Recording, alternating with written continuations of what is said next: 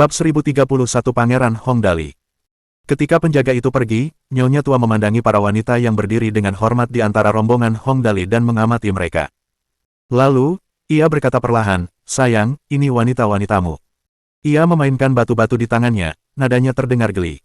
"Ah, ini, itu." Hongdali tidak tahu apa maksudnya menanyakan itu.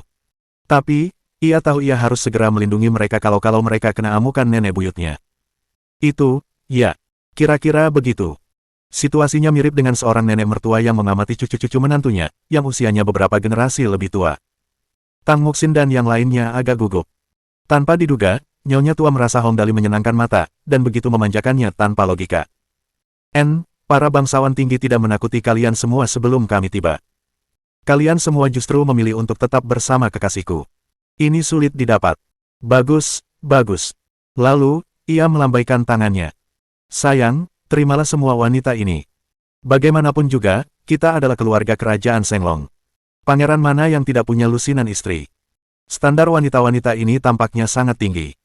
Aku khawatir tidak akan mudah menemukan lusinan istri dengan kualitas setinggi itu dalam waktu singkat. Cukup puaskan saja dulu. Lagi pula, kita tidak terburu-buru. Keren banget. Wanita tua ini cuma melambaikan tangan dan mengatur irama harem Hongdali. Tentu saja, Hongdali adalah pria sejati abad ke-21. Istri, beberapa saja sudah cukup. Iya, nenek buyut. Hongdali mengacak-acak rambutnya karena malu. Nenek buyut tidak perlu khawatir. Haha. Sejujurnya, dia sangat takut neneknya akan memberinya lusinan istri. Untuk meniduri satu istri setiap hari, butuh beberapa bulan untuk meniduri semuanya. Bajingan kecil, raut wajah Nyonya Tua penuh belas kasihan.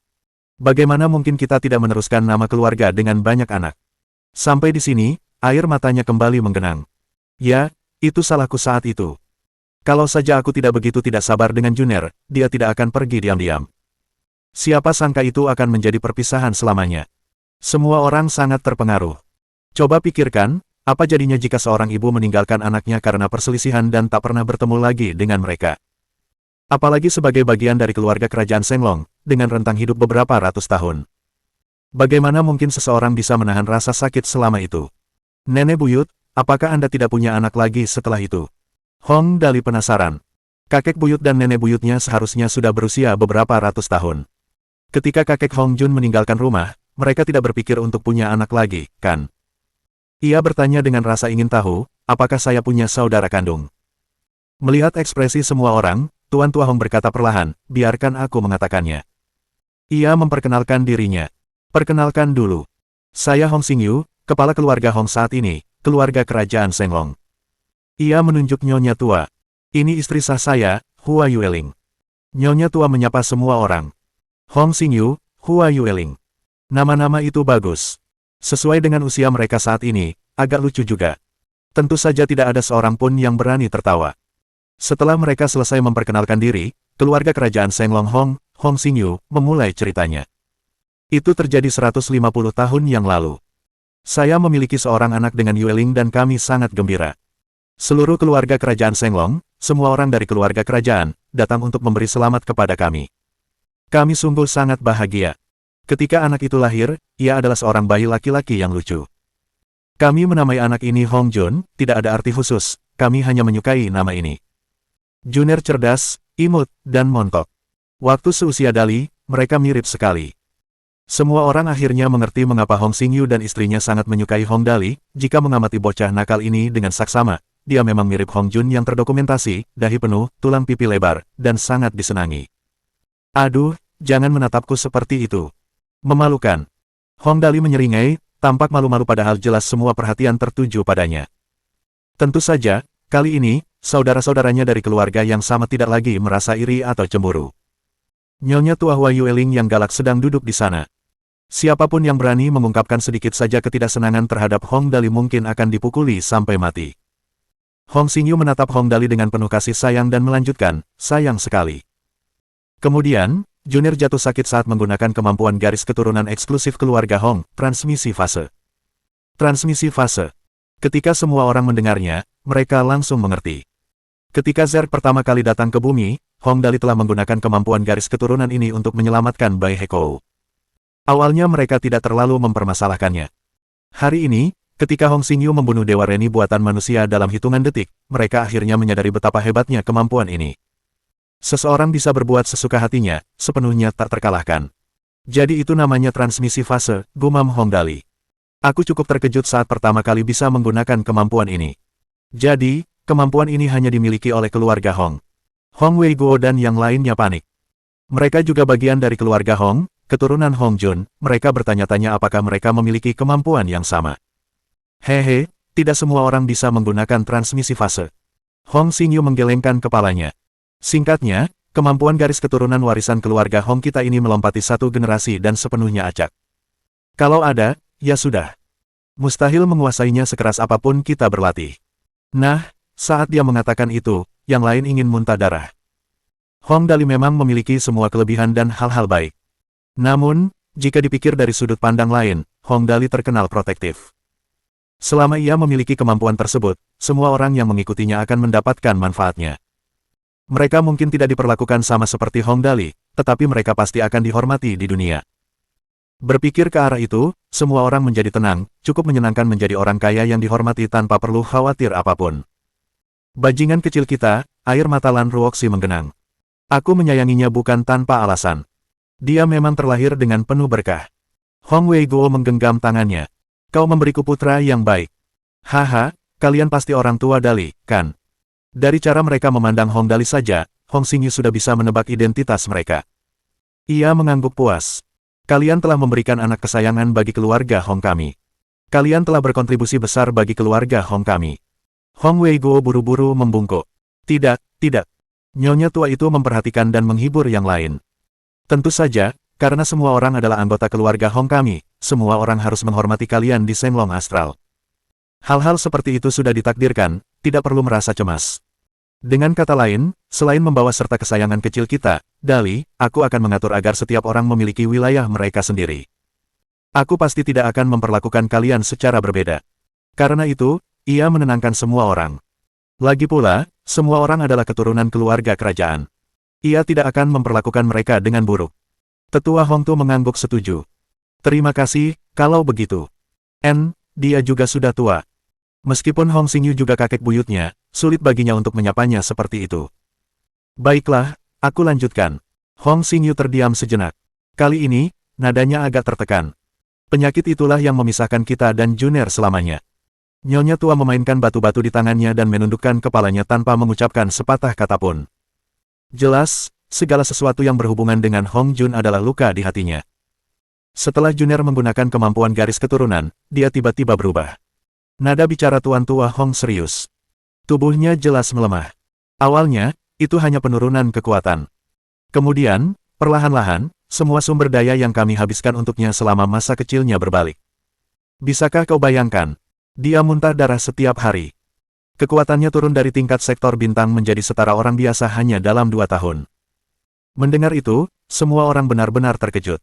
Setingkat sektor bintang. Memang, di atas tingkat stelar, masih ada tingkat sektor bintang. Pada saat ini, semua orang akhirnya mengerti betapa putus asanya pasangan tua itu. Kekuatan seorang prajurit sektor bintang merosot dalam 2 tahun menjadi seperti orang biasa. Kami mencari siapa saja, dokter terbaik, ahli genetika, kata Hong Xingyu dengan suara rendah. Tidak berlebihan jika dikatakan bahwa meskipun peluangnya 1:10.000, Junerku tidak akan sampai ke tahap itu. Ahli genetika mengatakan bahwa selama ia memiliki gen, mereka dapat menciptakan tubuh yang paling sempurna. Dewa buatan manusia. Haha, itu sisa dari apa yang telah diciptakan oleh para ahli genetika. Awalnya, ia menyebutkan bahwa satu-satunya cara bagi Juner untuk mendapatkan kembali kekuatannya adalah dengan berubah menjadi dewa buatan manusia. Sayang sekali, dewa buatan manusia tidak memiliki emosi, tidak memiliki kemanusiaan. Kemanusiaan. Tanpa kemanusiaan, bagaimana seseorang bisa disebut manusia? Memang, Juner menolak ide itu. Hong Xingyu menangis. Dengan kekuatannya, bagaimana mungkin dia bersikap seperti ini jika hatinya tidak sakit? Ia melanjutkan, penyakit Juner disebut sindrom pemulihan defisiensi urutan genetik evolusi terbalik. Penyakit ini tidak mengancam jiwa. Namun yang terpenting, siapapun yang menderita penyakit ini, betapapun ia berkultivasi dengan berbagai macam herbal, semuanya akan sia-sia. Begitu penyakitnya kambuh, prestasinya akan pulih dalam 2 tahun. Juner dikenal sebagai jenius nomor 1 keluarga kerajaan saat muda. Berapa banyak orang yang iri padanya ketika dia mencapai tingkat sektor bintang di usia 16 tahun. Hong Xingyu menggelengkan kepala dan tersenyum pahit. Sayang sekali. Karena gelar jenius nomor 1, banyak orang memandang rendah dirinya ketika dia sakit. Orang-orang itu tidak berani mengatakan apapun di depannya. Tapi diam-diam, mereka semua menudingnya dengan congkak atas kemalangannya. Seorang jenius menjadi tak berguna. Bagaimana mungkin Junir bisa tahan dengan perbedaan perlakuan? Sampai di sini, Hong Xingyu menepuk pahanya dengan marah. Aku sudah bilang akan membunuh siapapun yang berani bergosip. Bunuh mereka semua. Aduh, Junirku terlalu murah hati. Dia bilang mereka saudara jauhnya dan tidak tega kalau terjadi apa-apa pada mereka. Pui. Saudara kandung yang menyebalkan. Mereka semua bajingan yang bersukacita atas kemalangannya. Bab 1032 Bumi Baru yang menakjubkan. Semua orang bergidik ketika mendengarnya. Tampaknya pertikaian internal memang merupakan kelemahan alami manusia sejak zaman dahulu. Sebesar apapun perubahan lingkungan, hal ini tidak akan berubah. Setelah itu, aku dan Ling Yue menyarankannya untuk menikah dulu, mencari beberapa istri untuk meneruskan garis keturunan. Namun, air mata Hong Xingyu mengalir deras, Junir tidak setuju. Dia bilang ingin jalan-jalan. Dia pergi dan aku tidak pernah bertemu dengannya lagi. Yang terjadi selanjutnya kemungkinan besar adalah wahana antariksa itu mengalami malfungsi selama perjalanan antar bintang dan jatuh di bumi. Semua orang samar-samar merasa ada konspirasi besar yang terlibat, tetapi tidak ada yang tahu persis apa itu. Jadi, apa yang terjadi setelah itu, bisik Hong Dali. Setelah itu, kau tahu kalau aku punya gen kakek Jun dalam darahku. Setelah itu, Hong Xingyu menatap Hong Dali dengan penuh kasih sayang, lalu berkata lembut, para bangsawan galaksi mengambil darahmu dan menganalisisnya. Awalnya, mereka hanya menemukan bahwa darahmu mengandung gen bangsawan galaksi. Mereka memang berniat menyelamatkanmu hanya karena itu. Ya, gen bangsawan galaksimu berasal dari ibumu. Namun, ketika mereka menganalisis lebih lanjut, mereka menemukan bahwa kau juga memiliki gen yang berasal dari keluarga Hong kami. Transmisi fase adalah kemampuan genetik yang unik bagi keluarga Hong kami. Kemampuan genetik ini tidak dapat dipalsukan. Kali ini semua orang langsung mengerti. Tak heran pasangan tua itu terus memanggilnya sayang. Ngomong-ngomong, Hong Dali memang diberkati. Ayahnya berasal dari keluarga paling terhormat di antara semua keluarga kerajaan di Shenlong Astral. Keluarga Hong dan ibunya adalah keturunan jenius nomor 1 di antara para aristokrat galaksi di Bima Sakti Timur, Mo Tianji. Ya, latar belakangnya begitu luar biasa keren sehingga semua orang terkagum. Setelah semua ini, semakin Nyonya tua Hua Yueling memandang Hong Dali, semakin ia menyukainya. Pemuda itu berkulit putih dan bersih. Meskipun bukan tipe pria yang kuat dan berotot, raut wajahnya tajam dan matanya jernih. Di antara kedua alisnya terpancar aura kebaikan hati seperti Hong Jun, tubuhnya juga tampak lemah dan rapuh. Semakin ia menatapnya, semakin ia menyukainya. Setelah menatap Hong Dali sejenak, Nyonya tua menarik tangan Hong Dali dan meletakkan dua batu bulat yang halus sempurna itu ke tangannya. Dali, nenek buyutmu tidak punya apa-apa untuk diberikan kepadamu. Biarlah sepasang batu ini menjadi hadiahku. Itu hanyalah permata energi yang dapat meningkatkan energi hingga 150%. Kamu bisa memainkannya. Permata energi yang dapat meningkatkan energi hingga 150%, hadiah kecil. Tiba-tiba, semua orang merasa bahwa persepsi mereka terhadap berbagai hal telah benar-benar ditantang. Jika sepasang batu ini dipasarkan, itu akan menjadi harta yang tak ternilai. Batu-batu ini bisa meningkatkan energi hingga 150%. Dan dia memberikannya kepada Hong Dali untuk dimainkan begitu saja. Untuk dimainkan di tangannya seperti bola fitness. Kemudian, Hong Dali hampir membuat yang lain ketakutan setengah mati. Nenek buyut, bolehkah aku bermain dengan mereka seperti kelereng? Sambil berbicara, ia memandangi batu-batu yang harganya cukup untuk membeli seluruh galaksi. Kelihatannya cukup awet. Lalu, di bawah tatapan membunuh semua orang, Nyonya tua Hua Yueling mengangguk tanpa ragu. Oke, kau boleh memainkannya sesukamu. Kalau mau, kau bahkan bisa menghancurkannya hanya untuk mendengar suara hancurnya. Hebat! Dengan ini, Hong Dali kini telah naik level menjadi anak ajaib tingkat astral. Kali ini, peningkatannya berbeda dari sebelumnya. Ketika dia pergi ke aliansi galaksi, dia harus berjuang dan mendapatkan segalanya. Menjadi bangsawan kehormatan dan semua hal lainnya hanyalah untuk bersenang-senang. Itu terjadi begitu saja. Kali ini, sungguh luar biasa. Dia telah menjadi bangsawan astral. Terlebih lagi, itu adalah keluarga yang paling agung dari semuanya.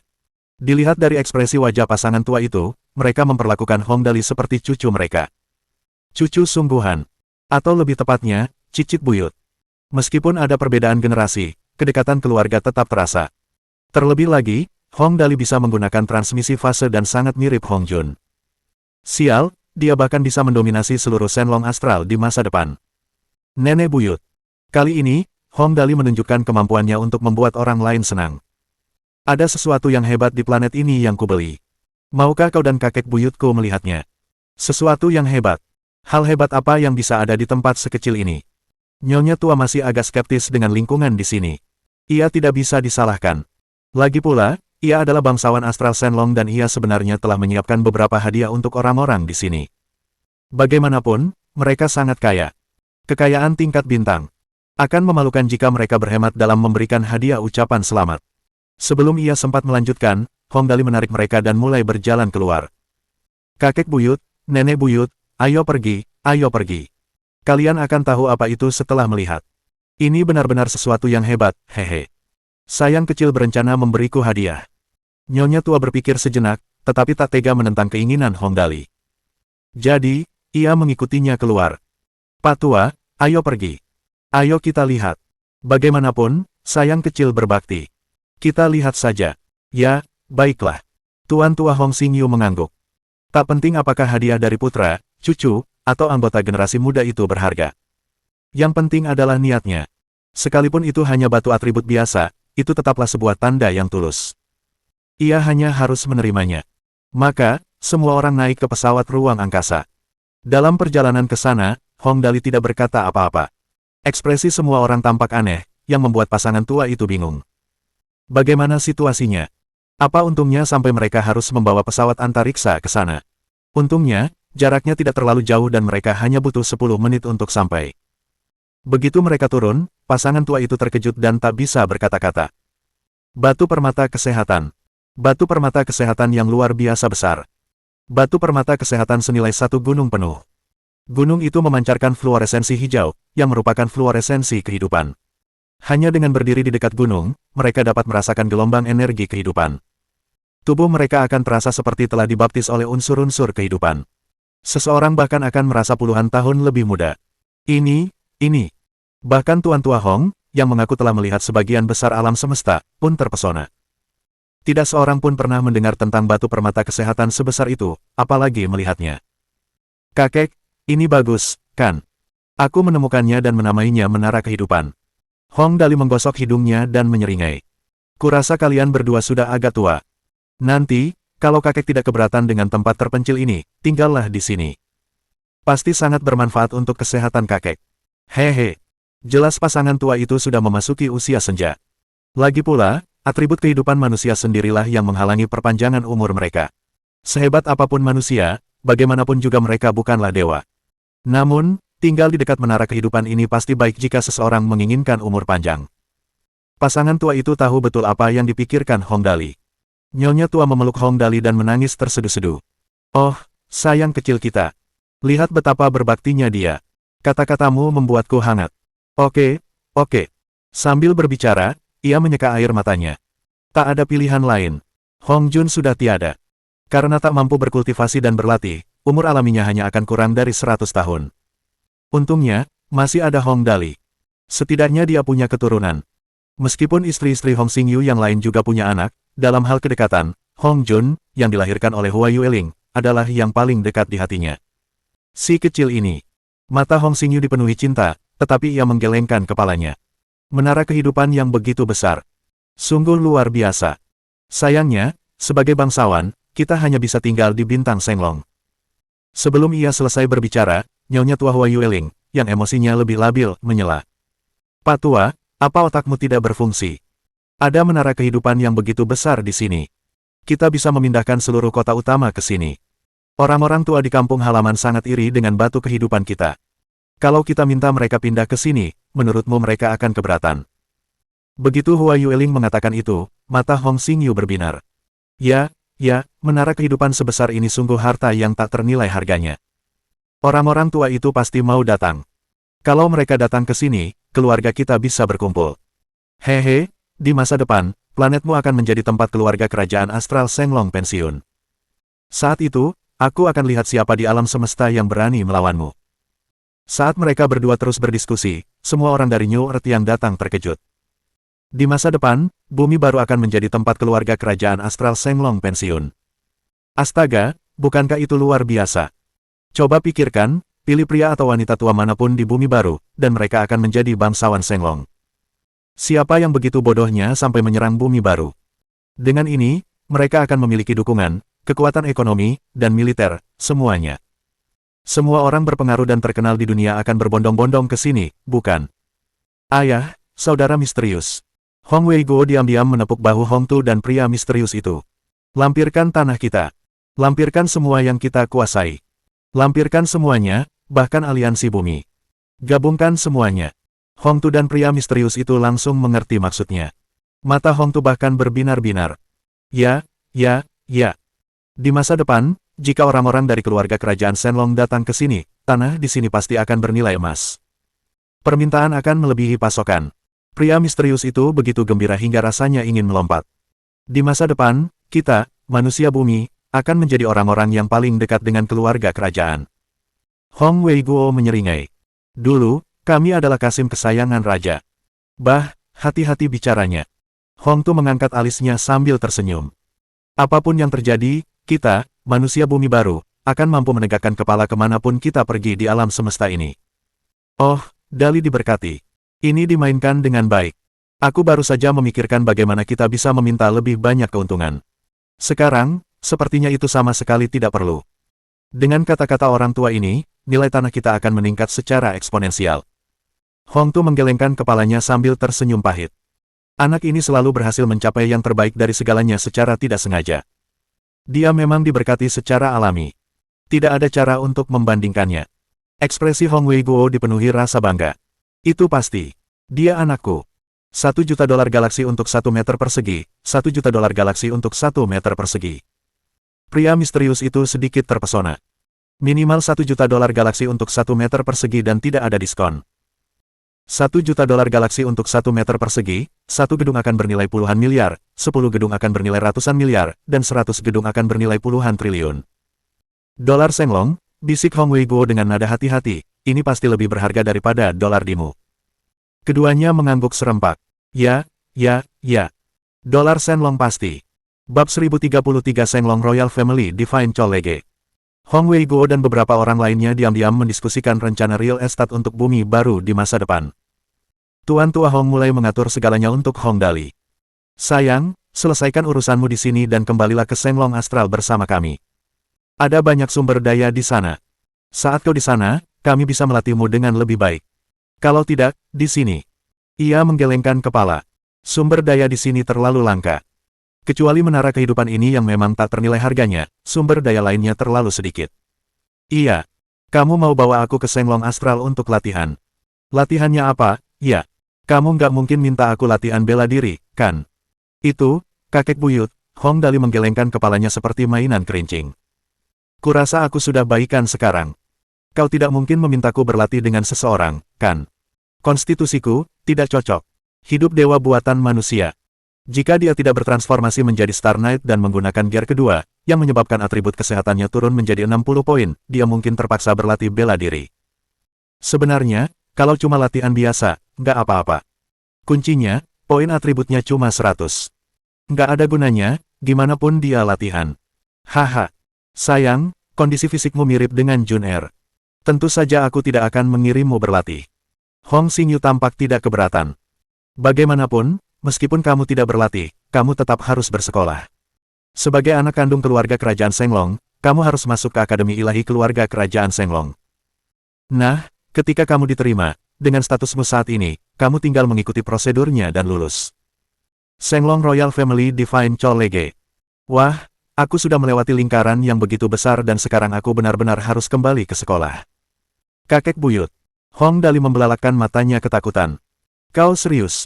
Kau serius ingin mengirimku ke Shenlong Royal Family Divine Colleague? Belajar. Aku sudah lama tidak belajar, sekarang aku harus kuliah lagi. Semua orang juga ketakutan. Tuan muda benar-benar akan bersekolah lagi. Bukankah dia akan mengacaukan sekolah? Jangan remehkan kekuatan si brengsek ini. Dia tidak mudah ditangani. Dia jelas-jelas bisa menjadi pembuat onar, pusat perhatian kemanapun dia pergi. Pergilah saja. Tak perlu merasa tertekan. Nyonya Tua Hua Yueling akhirnya angkat bicara. Dengan status keluarga Hong kita, bahkan sebagai orang biasa, tak seorang pun berani berbuat apapun padamu. Jalani saja apa adanya. Baiklah, nyonya tua ini sedang tidak enak hati. Sebaiknya aku menuruti perintahnya. Baiklah. Hong Dali mengangguk getir. Baiklah, bolehkah aku membawa antek-antekku juga? Aku merasa tidak nyaman tanpa mereka. Inilah inti masalahnya. Hong Dali adalah anak yang boros. Para anteknya melakukan segalanya untuknya. Tanpa mereka, situasinya bisa sangat rumit. Tidak. Hong Xingyu menggelengkan kepalanya dengan tegas. Ia mengerang dan berkata, tidak sembarang orang bisa masuk ke Shenglong Royal Family Divine Colleague. Pastilah seseorang yang lahir di keluarga kerajaan, dan seorang pengguna kemampuan yang menyatu dengan batu jiwa. Mereka pasti hebat juga. Meskipun mereka cukup kuat dan semuanya pengguna kemampuan, status mereka kurang. Paling banter, mereka hanya bisa diterima di cabang luar negeri Royal Family Colleague untuk studi lebih lanjut. Tampaknya Akademi Ilahi Keluarga Kerajaan Shenglong ini cukup kuat. Mereka sangat ketat dalam hal status. Jika seseorang bukan dari keluarga kerajaan, sulit untuk diterima bahkan dengan jabatan Tuan Tua Hong. Baiklah. Hong Dali tidak bisa membantahnya. Ia hanya bisa mengajukan satu pertanyaan terakhir. Lalu, masalah terakhirku. Ini masalah penting. Katakan saja. Nyonya tua mengangguk. Aku akan memutuskan untukmu. Lihatlah bagaimana ia diperlakukan. Mereka bahkan tidak tahu apa pertanyaannya, tetapi mereka mampu memutuskan dengan tegas untuknya. Dengan kekuatan dan posisi mereka, meskipun begitu, bahkan jika Hong Dali menginginkan Bima Sakti, mungkin itu tidak masalah. Itu, tanya Hong Dali lirih, kalau aku di sana, apa aku masih bisa boros? Aku anak yang boros. Aku merasa tidak enak kalau tidak boros. Sudah kuduga. Semua orang menundukkan kepala bersama, kesempatan yang bagus, setidaknya minta sesuatu yang lain. Sial. Menghambur-hamburkan. Nyonya tua membeku, lalu tertawa terbahak-bahak. Hahaha, aku penasaran masalah apa yang mungkin ada. Ternyata masalah sepele. Tidak masalah, keluarga Hong kita di Shenglong Astral tidak ada duanya. Habiskan sesukamu, sebanyak yang kau mau. Para bangsawan tinggi sektor bintang dimu baru akan datang beberapa hari lagi. Lihat saja bagaimana nenek buyutmu, aku, merampok mereka agar kau bisa menggunakannya sebagai uang saku. Kau boleh menghabiskannya sesukamu. Apa-apaan itu? Merampok para bangsawan tinggi. Hanya satu kata dari nyonya tua, dan hanya Tuhan yang tahu berapa banyak uang yang akan didapat Hong Dali. Ketika semua orang menghitung dengan jari dan bertanya-tanya berapa banyak angka nol di belakang angka tersebut, Hong Dali segera bertanya lagi, oh ya, nenek buyut, Shenglong Astral seharusnya punya mata uang sendiri, kan? Bagaimana nilai tukar dolar dimu dan dolar Shenglong? Ini harus diklarifikasi dengan benar. Hal-hal lain sepele. Kuncinya adalah sistem. Ada misi yang harus diselesaikan. Ketika dia menyatu dengan Golden Emperor Beetle, sistem telah ditingkatkan. Bukankah disebutkan kemampuan terkuat? Itu pasti cukup kuat. $1 Shenglong sama dengan 2.000 dolar dimu. Wanita tua itu berkata dengan tenang, dolar dimu tidak berharga banyak. Kami para bangsawan tidak mau repot-repot mengurusnya. Hanya para bangsawan tinggi yang akan memperlakukannya sebagai harta karun. Kalau sudah waktunya, aku akan meminta sekitar 10 triliun dolar dimu. Itu baru 5 miliar dolar Shenglong. Kau boleh bersenang-senang dengan itu. Oh, oke. Aku mengerti. Itu dipahami. Baiklah, 5 miliar dolar Shenglong. Rasanya menyenangkan. Baiklah, Hong Xingyu menatap Hong Weiguo dan yang lainnya lagi. Yang lain masing-masing akan mendapatkan 10 planet. Kalian akan menjadi raja. 100 juta dolar Shenglong masing-masing. Kalian boleh menggunakannya sesuka hati. Oh ya, Hong Xingyu menunjuk Hong Weiguo dan Lan Ruoxi. Siapa nama kalian? Hong Weiguo buru-buru menjawab, nama saya Hong Weiguo. Saya ayah Dali. Ini istri saya, Lan Ruoxi. Kalian berdua, Hong Xingyu mengangguk. Masing-masing satu galaksi dan 500 juta dolar Shenglong. Tentu saja, aku mengerti betapa sakitnya tidak memiliki anak di sisimu. Karena itu, kalian boleh memilih untuk kembali ke planet Shenglong bersama kami. Kalian boleh mendirikan bisnis di sana. Tapi kalau begitu, aku hanya bisa memberi kalian 100 juta sebagai modal. Keluarga Hong tidak mau mengurus orang yang tidak berguna. Hong Dali akhirnya mengerti dari mana kata-kata itu berasal, asalnya ada di sini. Bagaimanapun, semuanya kurang lebih sudah beres. Hong Dali tidak peduli dengan hal-hal sepele lainnya. Yang ada di pikirannya adalah hal-hal yang akan ia hadapi ketika memasuki Akademi Ilahi Keluarga Kerajaan Shenglong. Situasi di bumi hampir tenang. Mereka hanya perlu menunggu para bangsawan tinggi maju untuk diperas. Sang master tua menyentuh dagunya dan menatap gerbang jenggot putih yang gagah. Ia mengangguk dan berkata, kau jenggot putih, kan? Aku pernah mendengar tentangmu. Kau sangat kuat dan berkuasa. Satu-satunya hal yang perlu kau lakukan adalah menjadi bajak laut. Gu. Orang di depannya adalah bangsawan di antara para bangsawan. Gerbang jenggot putih tidak bisa bersikap tidak sopan. Ia berpikir cukup lama dan akhirnya tertawa. Itu hanya minat pribadiku. Para bangsawan tinggi itu mengganggu pemandangan. Itu minat pribadi yang cukup bagus. Para bangsawan tinggi adalah musuh Hong Dali. Jika ia menganggap mereka mengganggu pemandangan, ia akan menjadi teman mereka. Logika pasangan tua itu sesederhana itu. Nyonya tua bertanya, lalu, apa hubunganmu dengan kekasihku? Dia ayah baptisku. Rasanya kurang pantas jika kata, ayah baptis, terucap dari mulut si jenggot putih. Karena itu, Hong Dali pun angkat bicara. Waktu aku masih kecil di aliansi Bima Sakti, ayah baptis sangat memperhatikanku. Hehe, ini saat yang tepat untuk menarik tali. Jiang Dongliu, yang berdiri di samping, mengangguk cemas. Li Xuancheng sudah bersiap untuk bermesraan dengan mereka. Ia pun mengangguk canggung. Ya.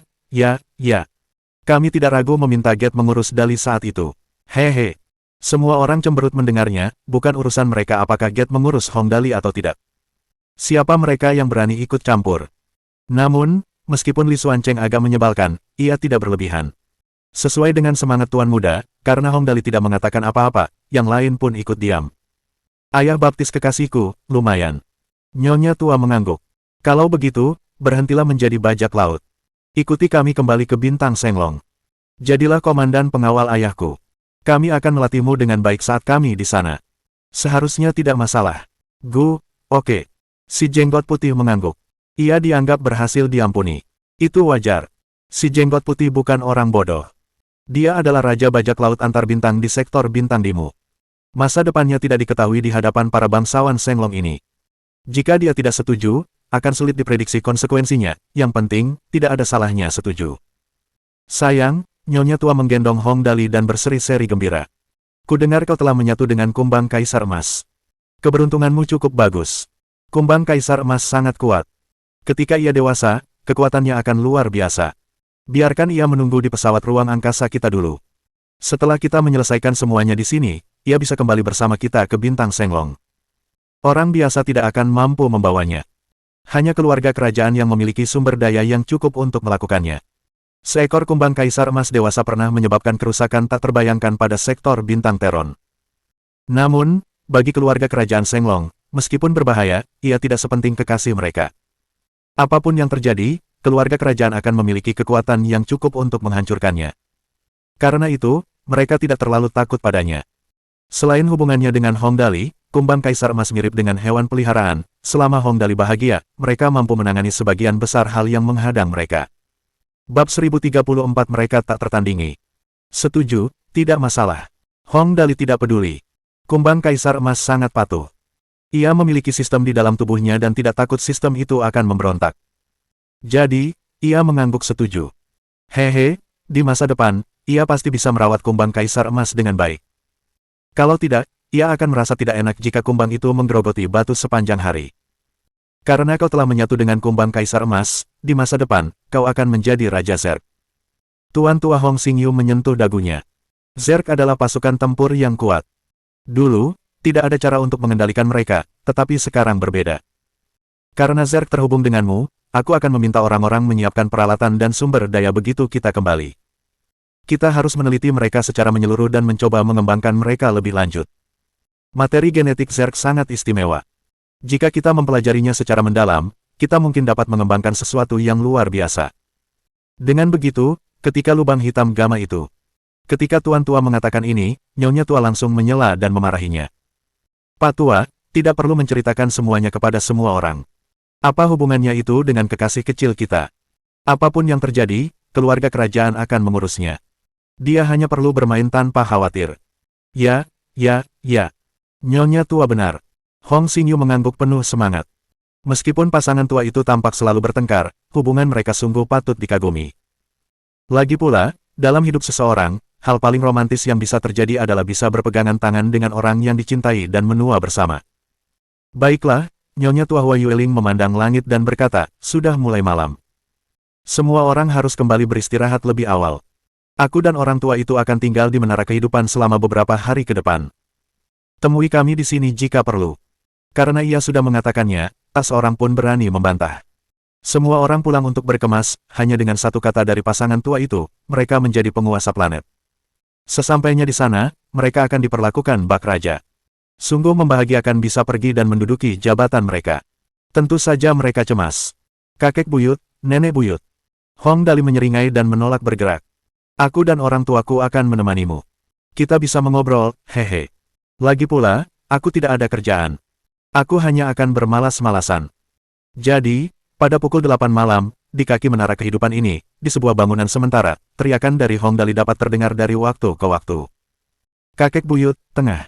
Cepat, bantu di tengah, nenek buyut, bawah minta bantuan, serang naga kecil, Li Yang, apa yang kau lakukan? Cepat serang menara, ayah, dukung, Teng. Serang ADC, satu cantik, fantastis, Demacia. 2,333,333,333,333,333,2. Saat Hong Dali asyik bermain, di seluruh penjuru bumi baru, semua orang merayakannya seperti sedang festival. Mereka bersorak dan merayakan. Mereka merayakan kemenangan yang diraih dengan susah payah, dan fakta bahwa Hong Dali, si anak ajaib, sekali lagi menyelamatkan bumi. Sebagai pemimpin redaksi sebuah perusahaan budaya, Zheng Xiaoke menulis artikel berjudul Penyelamat Bumi Baru, Kontribusi Hong Dali yang Hilang Bagi Kemanusiaan, dan menerbitkannya di forum terbesar di internet Bumi Baru. Forum Dali. Kita patut bangga dengan Bumi Baru. Kita punya bintang keberuntungan seperti Hong Dali. Dia adalah keberuntungan semua manusia di bumi, seluruh Bima Sakti. Dialah alasan kita manusia di bumi dapat berulang kali terhindar dari kepunahan dan terus hidup. Penduduk New Earth menjadi liar. Banyak sekali orang berlarian ke jalan, meneriakkan nama Hong Dali sambil berlinang air mata. Sebelumnya, penduduk bumi baru hampir putus asa. Suara keras yang menakutkan itu, armada pesawat luar angkasa super di antara bintang-bintang di angkasa, meriam yang cukup kuat untuk hampir menghancurkan sebuah planet. Semua itu sudah cukup untuk membuat semua orang bertekuk lutut. Namun, tak seorang pun menyangka situasi akan berubah total hanya dalam sekejap mata. Stasiun televisi, internet, berita, dan berbagai media lainnya menyiarkan berita tentang Hong Dali yang berhasil mengusir penjajah. Dan ini belum semuanya. Puncaknya adalah status Hong Dali telah menjadi seorang bangsawan astral Senglong. Bangsawan astral Senglong yang bahkan lebih kuat dari bangsawan tinggi sektor bintang Dimu. Apa itu keluarga kerajaan astral? Mereka begitu tinggi dalam hierarki sehingga bahkan para bangsawan tinggi pun akan gemetar ketakutan saat bertemu mereka. Di masa depan, bumi baru akan menjadi rumah pensiun bagi keluarga kerajaan. Siapa yang berani meremehkan penduduk bumi baru? Di masa depan, orang-orang dari bumi akan mampu mengangkat kepala tinggi-tinggi dan membusungkan dada saat berada di alam semesta sambil dengan bangga menyatakan, aku dari bumi. Mereka tak ada bandingannya. Pukul 10 malam, semua orang di bumi baru meneriakkan kata-kata, Hong Dali, sekeras-kerasnya. Suara teriakan mereka hampir cukup keras untuk memecahkan kaca-kaca di semua gedung. Orang-orang yang merayakan dengan liar bagaikan massa yang sedang bergejolak. Seandainya bukan karena penjagaan ketat dari berbagai negara, mereka pasti sudah menyerbu ke negeri surgawi untuk menyembahnya. Kenapa orang-orang ini begitu bersemangat? Mereka belum pernah melihat orang yang luar biasa sebelumnya. Hong Dali, yang telah menyelesaikan permainan Dream Dota League-nya, melihat siaran langsung di internet dan bergumam. Oke, sudah larut malam. Aku mengantuk sekali. Waktunya tidur. Waktunya tidur. Pukul 23, pesta liar di jalanan berakhir. Namun, orang-orang masih bersemangat dan enggan pulang, sehingga mereka semua mulai berbaris di jalanan. Kali ini, mereka tertib. Tak seorang pun melakukan apapun selain berkeliaran di jalanan sambil memegang lilin. Memandang ke bawah dari alam semesta, seluruh bumi baru diselimuti cahaya lilin. Orang-orang meneriakkan nama Hong Dali, berharap dapat melihatnya meskipun hanya melalui proyeksi holografik. Akhirnya, polisi pun dikerahkan. Mobil-mobil polisi membersihkan jalan. Jalan-jalan dan gang-gang di seluruh dunia dipenuhi patung-patung proyeksi holografik Hong Dali. Orang-orang memujanya hingga pukul 11.40 sebelum akhirnya pulang. Keesokan harinya, kerumunan orang yang memuja Hong Dali menjadi berita utama surat kabar pagi Earth Federal. Sebuah spanduk besar dengan tajuk utama dan foto Hong Dali memenuhi separuh halaman depan surat kabar tersebut. Siang harinya, situs web berbagi video terbesar Earth Federal, Heavenly State Video Website, menayangkan video-video terkait Hong Dali. Video-video ini termasuk video-video awal konser Lin Yanwei, Unexpectedly, I Am a Singer, Del. Volume pemutaran mulai meningkat secara eksponensial. Hanya dalam 2 jam, angkanya melampaui angka 200 juta. Pada sore hari, jumlah pencarian Hong Dali di internet melampaui 2 miliar dan terus meningkat tajam. Produk dan layanan di semua industri milik Hong Dali dengan cepat dibeli oleh semua orang di planet ini. Saat itu, semua orang di bumi baru merasa bangga bisa mengumpulkan seperangkat barang yang berkaitan dengan Hong Dali. Rokok Dali, yang diproduksi oleh negara surgawi dijual seharga $200 Dali per kotak dan persediaannya masih terbatas. Mesin cuci Dali, mobil Dali, kap mesin Dali, dan semua produk lain yang memiliki kata Dali dalam namanya semuanya kehabisan stok. Sebelumnya, penjualan merek popok Dali bisa dibilang biasa saja. Hari itu, merek tersebut dibeli oleh perusahaan modal Ventura seharga $150 juta. Tak lama kemudian, semua produk popok Dali langsung ludes terjual. Belakangan, hal itu semakin dibesar-besarkan. Kondom Dali, pembalut wanita Dali, dan merek-merek wanita lainnya mulai bermunculan. Tak lama kemudian, pada malam berikutnya, semua wanita di bumi baru merasa bangga menggunakan produk-produk Dali. Anak laki-laki yang paling pandai dalam ekonomi di negeri surgawi mulai menjual kaos bergambar kepala Dali di internet dan dia langsung menjadi multijutawan. Dikabarkan dia menjual lebih dari 5 juta kaos dalam sehari. Pada pagi hari ketiga, kabar penting lainnya menyambut semua orang. Bumi Federal mengumumkan bahwa mereka akan bergabung. Bumi baru secara resmi berganti nama menjadi Bintang Dominion Suci, yang berarti bumi baru akan menjadi Dominion Suci bagi seluruh Astral Shenlong di masa depan. Siapapun yang tinggal di sini akan menjadi umat Tuhan, orang-orang pilihan. Di masa depan, keluarga kerajaan Astral Shenlong akan pensiun ke bumi baru. Yang terpenting adalah, di masa depan, menara kehidupan yang ditemukan Hong Dali di bumi baru akan memengaruhi pelatihan dan pengembangan seluruh manusia di alam semesta. Hanya manusia paling luar biasa yang akan diizinkan memasuki menara kehidupan dan bergabung dengan Zerg untuk menjadi ksatria langit terkuat. Jika mereka cukup kuat, mereka bisa menjadi ksatria Raja Zerg yang bahkan lebih kuat lagi. Itu jelas merupakan cara terbaik bagi orang biasa untuk langsung menjadi kuat, kaya, dan terkenal. Siang hari di hari ketiga, pria misterius itu menjadi paus pertama dari Dominion Suci yang didirikan setelah penggabungan Bumi Federal. Seluruh bumi baru diselimuti cahaya suci. Seluruh penduduk bumi baru tiba-tiba merasa tinggi hati dan bersikap sopan saat bertemu.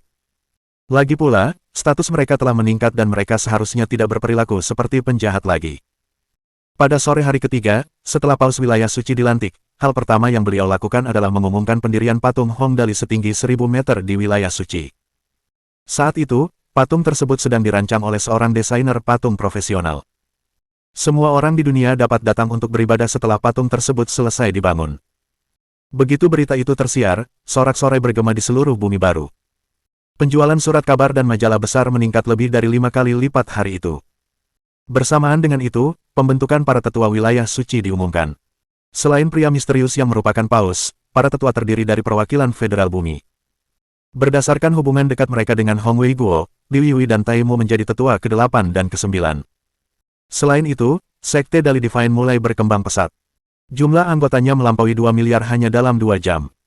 Server yang mereka dapatkan dari pusat aliansi galaksi agak ketinggalan zaman, sehingga server tersebut benar-benar lumpuh hanya dalam 3 jam, karena begitu seseorang mengatakan, Dali menciptakan keajaiban, jutaan orang akan menjawab, untuk Tuan Muda.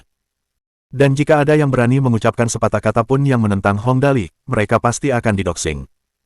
Jadi, malam itu, bumi baru mendapatkan lebih banyak Kasim.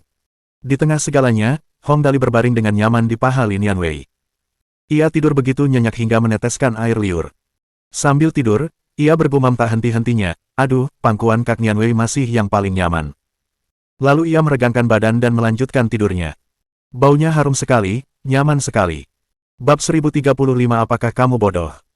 Pada saat yang sama, Pusat Aliansi Galaksi, Pertemuan Tetua Bangsawan Galaksi. Para aristokrat galaksi adalah yang pertama mengetahui identitas Hong Dali sebagai bagian dari keluarga kerajaan Shenlong. Saat itu, semua orang penting berkumpul di gedung tetua planet Beta, membahas Hong Dali. Hahaha, sudah kuduga. Kakakku Dali memang hebat. Yin Tianzong tersenyum lebar. Ia duduk santai di tengah kerumunan pemuda aristokrat galaksi, air liurnya berceceran saat berbicara. Aku tahu kakakku Dali bukan orang biasa sejak tiba di pusat aliansi galaksi kita. Coba pikirkan.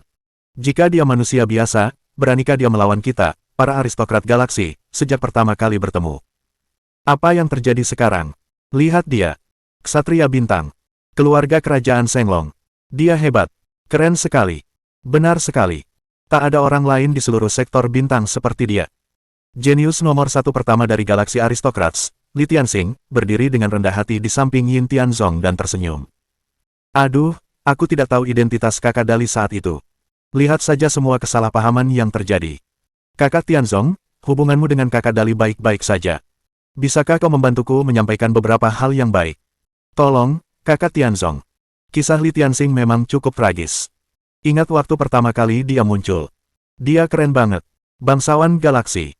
Jenius nomor satu di generasi muda. Batu jiwa es. Tinggi, tampan, dan kaya. Ayahnya seorang tetua, dan kakeknya adalah prajurit terhebat di Bima Sakti. Sungguh latar belakang yang gila. Namun, bagaimana akhirnya? Dihajar habis-habisan oleh Hong Dali. Ia berencana berteriak, setiap anjing punya harinya, ketika akhirnya berhasil membalas dendam. Namun, Hong Dali tiba-tiba menjadi bagian dari keluarga kerajaan Shenglong. Keluarga kerajaan Shenglong. Mereka bahkan dipuja oleh para bangsawan tinggi, apalagi dia, seorang bangsawan galaksi belaka. Iya, bisa bantu kamu ngasih saran yang bagus. Yin Tianzong tersenyum dan menatap Li Tianxing, lalu mengangguk. Tentu. Kamu baik-baik saja akhir-akhir ini, tidak terlalu sombong. Nanti kalau aku ketemu saudara Dali, aku akan bantu kamu ngasih saran yang bagus. Yap. Terima kasih, terima kasih. Li Tianxing menjilat Yin Tianzong. Aku tahu saudara Tianzong adalah orang yang paling ramah. Generasi muda mendengarkan Yin Tianzong membual tentang petualangannya bersama Hong Dali. Di sisi lain, para tetua yang tetap tinggal semuanya fokus pada hal lain. Garis keturunan Mo Tianji ada dalam tubuh Hong Dali. Apa maksudnya? Artinya, jika penduduk planet Beta bereproduksi dengan manusia dari bumi, mereka akan memiliki peluang besar untuk menghasilkan keturunan.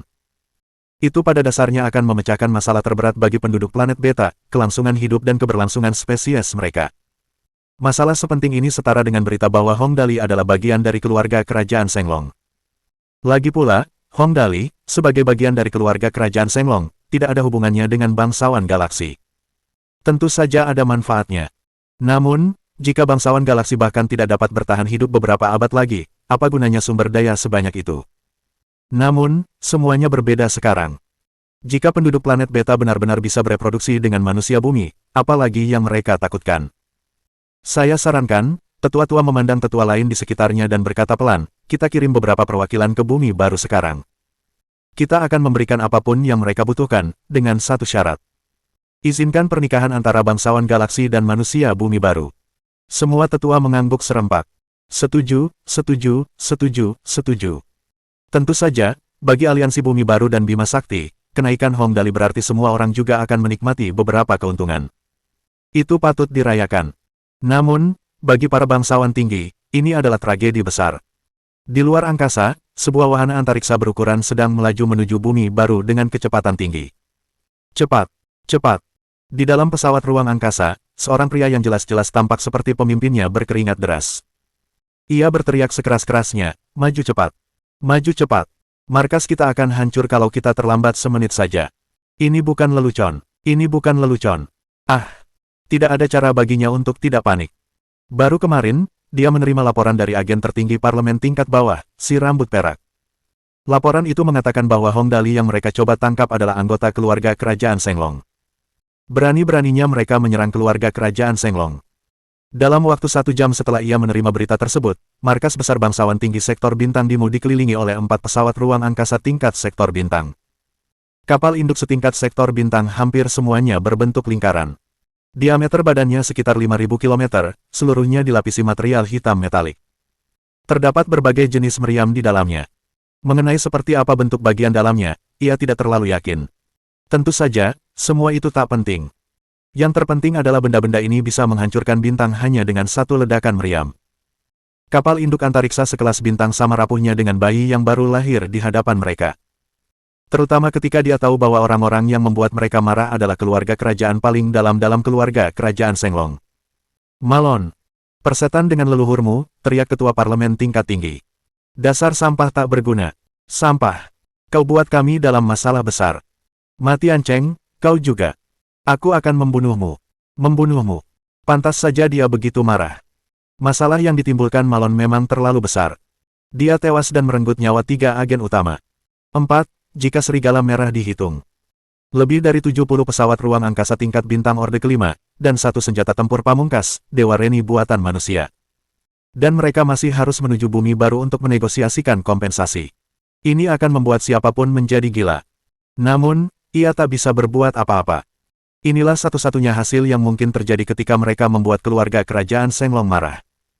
Para bangsawan tinggi dulu menindas para bangsawan galaksi, dan kini mereka tak bisa berharap lebih. Ini membuktikan pepatah, ayam selalu pulang untuk makan. Apa bedanya mengatakan semua itu sekarang? Anggota parlemen tingkat tinggi lainnya tersenyum kecut. Kita sudah menimbulkan terlalu banyak masalah. Tidak ada yang bisa kita lakukan untuk mengubah situasi ini. Kita hanya perlu memikirkan cara untuk menebusnya. Aku penasaran apa yang akan dituntut para petinggi dari kita. Apapun yang terjadi, itu tidak akan mudah. Tentu saja aku tahu itu. Ketua parlemen tingkat tinggi menggertakkan giginya karena marah. Keluarga kerajaan Shenglong tak terbantahkan adalah penguasa seluruh astral Shenglong. Siapa yang akan lolos begitu saja setelah membuat mereka marah? Aku tidak terlalu khawatir. Aku hanya khawatir kita tidak akan bisa menjelaskan diri kita dengan jelas. Kalau begitu, semuanya akan berakhir. Dia tidak terlalu khawatir. Jika kau bertemu seseorang yang bersedia duduk dengan tenang dan berdiskusi denganmu, semuanya akan baik-baik saja. Mereka akan bisa menyelesaikan semua kesalahpahaman. Namun, menurut laporan si rambut perak, yang datang adalah para bangsawan dari keluarga kerajaan, nyonya tua dan tuan tua dari keluarga Hong. Mereka adalah orang-orang yang akan menghancurkanmu begitu saja tanpa berpikir dua kali. Mereka tidak mudah dihadapi. Jika mereka tidak puas dengan apapun, kita serahkan semuanya pada takdir. Pikir ketua DPR. Lalu, seorang penjaga melapor. Lapor, Pak. Kita sudah sampai di bumi baru. Bumi baru, atau suaka astral Shenglong saat ini.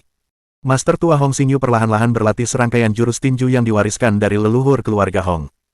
Jurus itu disebut tinju Raja Alam. Hanya Raja Sektor Bintang yang bisa menggunakan jurus tersebut. Serangkaian jurus itu tidak istimewa. Kegunaan terbesarnya adalah meningkatkan kekuatan pengguna secara signifikan. Batas atasnya adalah 100 kali lipat kekuatan aslinya. Oleh karena itu, jurus itu bisa dianggap sebagai jurus terbaik di seluruh astral Shenglong. Ketika dipadukan dengan kemampuan garis keturunan eksklusif keluarga Hong, transmisi fase, jurus itu bahkan lebih efektif. Menara kehidupan ini memang layak. Setelah selesai, sang guru tua mendesah. Ia merasa sangat puas. Begitu tua, sekuat apapun dirimu, kau akan tetap dikalahkan oleh waktu. Namun, menara kehidupan ini tampaknya menyegarkan setiap sel dalam tubuh manusia. Mengesankan. Kata-katanya tidak salah. Lagi pula, manusia dibatasi oleh batas usia tertinggi ras mereka. Mustahil bagi seseorang untuk hidup selamanya. Memang, banyak ahli biologi meneliti modifikasi genetik. Namun, modifikasi genetik hanya mengubah bentuk kehidupan seseorang, bukan rentang hidupnya. Beberapa fisikawan mengusulkan mekanisasi manusia, tetapi sayangnya, meskipun manusia dimekanisasi, otaknya tetap akan mati karena usia tua. Benar. Manusia menjadi manusia hanya karena otak dan pola pikirnya yang unik. Setiap modifikasi pada tubuh manusia hanya akan tercermin dalam tubuh. Otak manusia tidak pernah bisa dimodifikasi. Satu-satunya cara untuk memperpanjang hidup Anda adalah dengan mencapai terobosan ke tingkat kekuatan berikutnya. Tingkat bintang, 300 tahun. Tingkat sektor bintang, 800 tahun. Itu batas atas setelah tubuh menyerap energi gelap. Tidak ada cara untuk memperpanjangnya lebih jauh, jika otak mati tetapi tubuh hidup, bukankah kita akan jatuh ke kondisi vegetatif? Kalau kita bisa tinggal di sini sebentar, mungkin aku bisa hidup lebih lama. Hong Xingyu tersenyum dan menggelengkan kepalanya. Dari 800 tahun menjadi 900, bahkan mungkin 1000 tahun. Memikirkan hal itu, ia mendesah. Hidup dengan waktu pinjaman. Hehe, itu tidak terlalu berarti. Kita lihat saja nanti. Saat ia sedang melankolis, pria misterius itu, yang kini dikenal sebagai Paus Suaka, tiba dengan pesawat ruang angkasa. Ia menyapa Hong Xingyu. Selamat pagi, Tuan Tua Hong. Para bangsawan tinggi sudah datang, kan? Hong Xingyu mengangguk dan berkata, minta mereka menunggu. Aku akan pergi membangunkan kekasihku sekarang.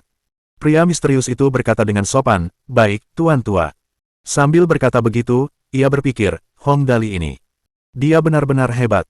Dia meminta Tuan Tua Hong untuk membangunkannya. Manusia memang tak bisa dibandingkan satu sama lain. Ia memasuki rumah kecil seluas sekitar 300 meter persegi itu. Ada belasan kamar, dengan yang terbesar adalah kamar tidur Hong Dali. Hong Xingyu mengetuk pintu dengan hati-hati. Tak lama kemudian, pintu terbuka, dan wajah wanita tua Hua Yueling terlihat. Ia mengerutkan kening. Ini masih pagi sekali. Sayangku masih tidur nyenyak. Apa yang kau lakukan di sini? Ah, Bukan apa-apa, bukan apa-apa. Hong Xingyu buru-buru mendiamkannya. Begitu memasuki ruangan, ia berkata pelan, para bangsawan tinggi sudah datang. Aku ingin membangunkanmu, sayang, dan menghajar mereka. Apa kau bodoh? Hua Yueling menggertakkan giginya. Bagaimana mungkin para bangsawan tinggi sampah itu bisa dibandingkan dengan kekasihku? Suruh mereka menunggu. Kita akan pergi kapanpun kekasihku bangun. Serius. Bagaimana kau bisa sebodoh itu? Hong Xingyu mengangguk. Benar, benar. Aku terlalu cemas. Haha. Bab 1036 semua orang mengompol. Hong Xingyu dan Hua Yueling duduk di samping tempat tidur Hong Dali. Ia menatap Hong Dali yang sedang tertidur lelap dan berkata lembut, Junior kita dulu tidur seperti ini. Dia selalu menendang selimutnya. Kau harus bangun setiap malam untuk membantunya memakainya kembali. Anak ini persis seperti Junior. Lihat bagaimana dia tidur. Sambil berkata begitu, ia dengan hati-hati menyelimuti Hong Dali dan mendesah. Sudah beberapa abad berlalu. Hua Yueling menyeka sudut matanya. Kukira seluruh hidupku akan berakhir seperti ini. Siapa sangka kekasih ini jatuh dari langit. Dia persis seperti juniorku. Sama persis, hehe. Ia adalah ibu kandung Hong Jun dan selalu memanjakannya. Namun, putranya tiba-tiba menghilang. Beberapa abad telah berlalu dan ia kehilangan semua harapan. Namun, tak seorang pun menyangka bahwa setelah sekian generasi, gen keluarga Hong muncul pada Hong Dali. Yang terpenting, menurut deskripsinya, Hong Dali memang pernah menggunakan kemampuan garis keturunan transmisi fase sebelumnya. Apalagi yang perlu dikatakan? Ia langsung diperlakukan seperti harta karun. Aku jadi marah sekali kalau ingat Dali ditindas para bangsawan tinggi. Hong Xingyu menggertakkan giginya karena marah. Begitu bajingan-bajingan itu sampai di sini, aku akan mematahkan kaki mereka semua. Benar. Mereka benar-benar hina.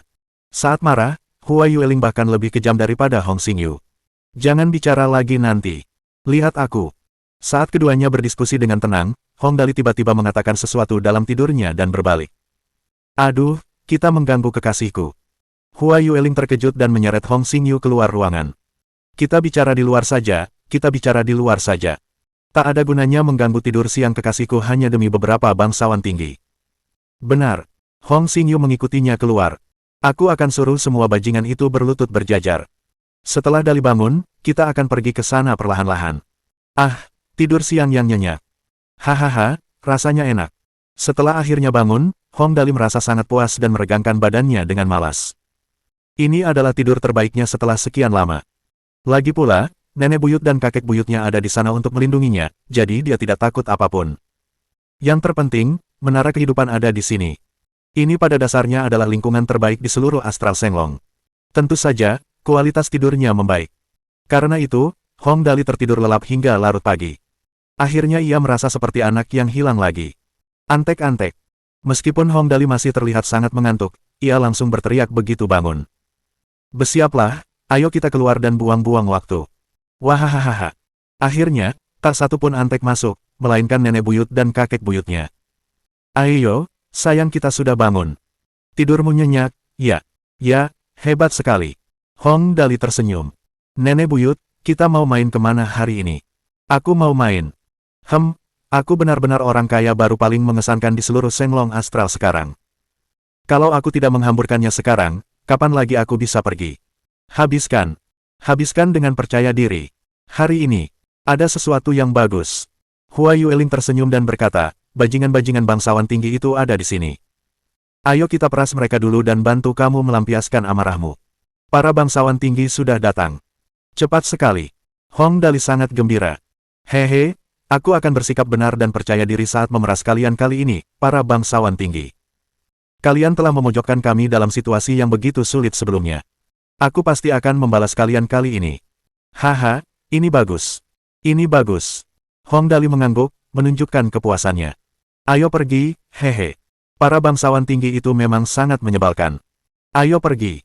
Oleh karena itu, mereka menaiki pesawat ruang angkasa dan terbang menuju Tianjing City Central Plaza.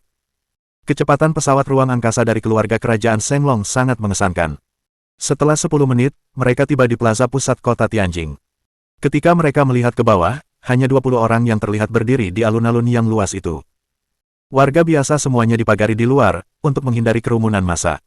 Pesawat ruang angkasa itu melayang di udara, dan pintunya diturunkan ke tanah. Tak lama kemudian, Hong Xingyu memimpin Hong Dali, Hua Yueling, dan yang lainnya keluar dari pesawat ruang angkasa bersama-sama. Mereka berdiri di depan para bangsawan tinggi. Bangsawan tinggi sektor Bintang Dimu, ketua parlemen tingkat tinggi, Salas, memberi salam kepada raja. Begitu mereka melihat Hong Xingyu dan yang lainnya keluar dari pesawat ruang angkasa, para bangsawan tinggi membungkuk memberi salam. Orang di depan sangat sopan dan bahkan tidak berani mengangkat kepalanya. Hong Xingyu menyipitkan mata sedikit sambil memegang tangan Hong Dali. Ia menatap ketua parlemen, Salas, dan berkata dengan dingin, "Kau membawa keluarga Malon itu. Siapa yang begitu berani? Keluar dan biarkan aku melihatmu." Mendengar itu, Ma Tiancheng menggigil dan berjalan keluar dengan gemetar. Ia langsung berlutut dan berkata, Aku, Paman. Malon, kau." Hong Xingyu berjalan di depan, tanpa ekspresi. Ia memegang kruk di tangannya dan tampak seperti pria tua yang rapuh. Namun, aura yang dipancarkannya sungguh mengerikan. Bagaimanapun, dia berasal dari keluarga kerajaan Senglong. Dia adalah bangsawan dari keluarga kerajaan. Auranya telah terasa selama berabad-abad. Bahkan jika dia diam saja, satu tatapan darinya dapat membuat orang-orang yang pemalu ketakutan setengah mati. Begitu melihat ekspresi Hong Xingyu, Salas merasa hatinya teriris. Ia buru-buru berkata, "Raja, Tiancheng melakukan semuanya sesuai protokol. Meskipun ia salah, beratnya kejahatannya tidak menjamin hukuman mati. Aku ingin tahu apakah Anda, Raja, bisa." Hong Xingyu menyela dengan dingin begitu mendengarnya. Ia tersenyum dan berkata, "Seberapa parah kejahatannya, bukan hakmu untuk mengatakannya." Hong Xingyu melangkah maju dan menepuk puncak kepala Ma Tiancheng. Seketika, mata Ma Tiancheng membelalak ketakutan. Ia bahkan tak sempat berteriak. Seluruh tubuhnya perlahan hancur menjadi debu. Diterpa angin kencang, ia pun lenyap sepenuhnya. Semua orang yang melihat itu merasakan kulit kepala mereka merinding. Beberapa anggota parlemen bangsawan tinggi yang kurang berani mulai gemetar ketakutan. Hong Xingyu masih tampak tua dan rapuh, bahkan setelah membunuh Ma Tiancheng dalam satu gerakan. Ia memanggil penjaga dengan dingin. Tidak ada yang tahu apa yang ia rencanakan selanjutnya. Hong Xingyu berkata dengan tenang, "Beritahu armada di markas mereka. Kita sudah menghubungi mereka, jadi bersiaplah untuk siaga. Jika aku mendengar sepatah kata pun yang tidak memuaskanku, tembak saja." "Baik, Tuan." Penjaga itu segera pergi untuk menyampaikan perintah. Para bangsawan tinggi semuanya mengompol karena takut. Mereka pernah bertemu orang-orang yang tidak masuk akal dan mendominasi sebelumnya, tetapi tidak sampai sejauh ini. Ini pertama kalinya bagi mereka. Namun, tak seorang pun bangsawan tinggi berani berbicara sepatah kata pun. Tuan tua Hong Xingyu ini terkenal di seluruh keluarga kerajaan karena kejam dan tak berperasaan setelah kehilangan putra kesayangannya. Temperamennya berubah karena ia merasa menjadi orang baik tidak akan disukai oleh surga. Sebaliknya, orang baik adalah yang paling mudah ditindas. Oleh karena itu, setelah putranya meninggal, ia menjadi orang yang sangat labil. Ketika ia mengatakan akan menghancurkan markas bangsawan tinggi, itu bukan hal yang lucu. Hong Xingyu menyipitkan mata sinisnya dan menunggu penampilan Salas. Jika ia tidak bisa lolos, ia tidak keberatan melempar orang-orang bodoh pemberani yang menyentuh wanita kekasihnya ke bawah terik matahari untuk merasakan panasnya jutaan derajat. Lagi pula, ini bukan pertama kalinya ia melakukan itu. Jika ia puas, ia mungkin masih akan membiarkan mereka hidup. Lagi pula, itu akan menjadi karma bagi kekasihnya. "Raja, kami. Salas hampir menangis. Lalu, ia berbalik menatap Hong Dali. Hong Dali adalah orang yang sangat baik. Mereka semua membaca profil Hong Dali dan tahu itu tentangnya. Setelah melihat sikap Hong Xingyu terhadap Hong Dali, mereka tahu bahwa nasib mereka bergantung padanya. Maka, ia pun memohon dengan rendah hati, "Tuan Muda Dali, semua ini hanya kesalahpahaman besar. Tuan, Anda orang yang lebih dewasa, mohon maafkan kami." Namun, Hong Dali yang selalu santai tidak memberinya muka kali ini. "Sudahlah. Kalau Suster Nianwei tidak seberuntung itu dulu, dia pasti tidak akan ada di sini sekarang. Aku masih depresi memikirkan ini. Bagaimana rencanamu untuk menyelesaikannya? Ceritakan saja padaku." Tidak heran Hong Dali begitu bertekad kali ini. Semua yang terjadi sebelumnya hanyalah pertengkaran kecil dan pertengkaran kecil. Ia tidak peduli, karena tidak ada yang benar-benar dalam bahaya besar. Namun, ini berbeda. Tubuh Lin Yanwei tertusuk.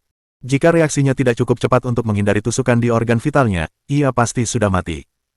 Bagaimana mungkin Hong Dali melepaskan sesuatu yang serius begitu saja? Air mata mengalir di wajah Lin Yanwei, jantungnya berdebar kencang. Tang Muxin memegang lengannya dan berkata pelan, "Kak Nianwei, bahkan aku sedikit iri melihat bagaimana Dali memperlakukanmu." "Ya, aku mengerti." Lin Yanwei menyeka air matanya dan balas memeluk Tang Muxin. "Hidupku adalah milik Tuan Muda. Semua orang tersentuh oleh pemandangan ini. Inilah sifat terbaik Hong Dali. Dia selalu berani membela teman dan saudaranya. Dia akan membalas siapapun yang berani menindas rakyatnya, apapun yang terjadi. Pantas saja menyerahkan segalanya demi orang seperti itu. Ekspresi Hong Xingyu samar-samar. Namun, ketika melihat tatapan semua orang pada Hong Dali, ia tak kuasa menahan diri untuk berseru dalam hati. Teman-teman junior dulu rela mati untuknya, sama seperti mereka. Sepertinya kau kurang tulus. Nyonya tua Hua Yueling sangat menyayangi kekasihnya, jadi ia hanya berkata, kurasa kau merasa dosa yang kau perbuat belum cukup berat. Baiklah. Tidak masalah bagaimana kita akan menyelesaikan ini. Sejujurnya, kami tidak butuh apapun darimu. Pak Tua, suruh armada kami menembak. Itu akan menyelamatkanku dari pemandangan yang mengganggu. Salas benar-benar ketakutan saat melihat Hong Xingyu hendak memerintahkan armadanya untuk menembak. Jika markas bangsawan tinggi dihancurkan, apa yang tersisa bagi mereka? Apa arti semua uang dan sumber daya di dunia ini bagi mereka? Semuanya akan lenyap dalam satu ledakan.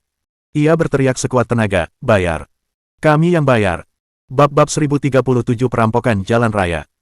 Karena mereka memutuskan untuk memberikan kompensasi, bagaimana mereka akan membayarnya menjadi masalah yang sangat penting. Sejujurnya, Salas benar-benar ketakutan. Hong Xingyu memang orang yang membunuh orang dengan bebas tanpa berpikir dua kali. Dia juga punya kemampuan mengerikan yang bisa menghancurkan siapapun yang disentuhnya. Siapa yang tidak menganggap serius pria ini?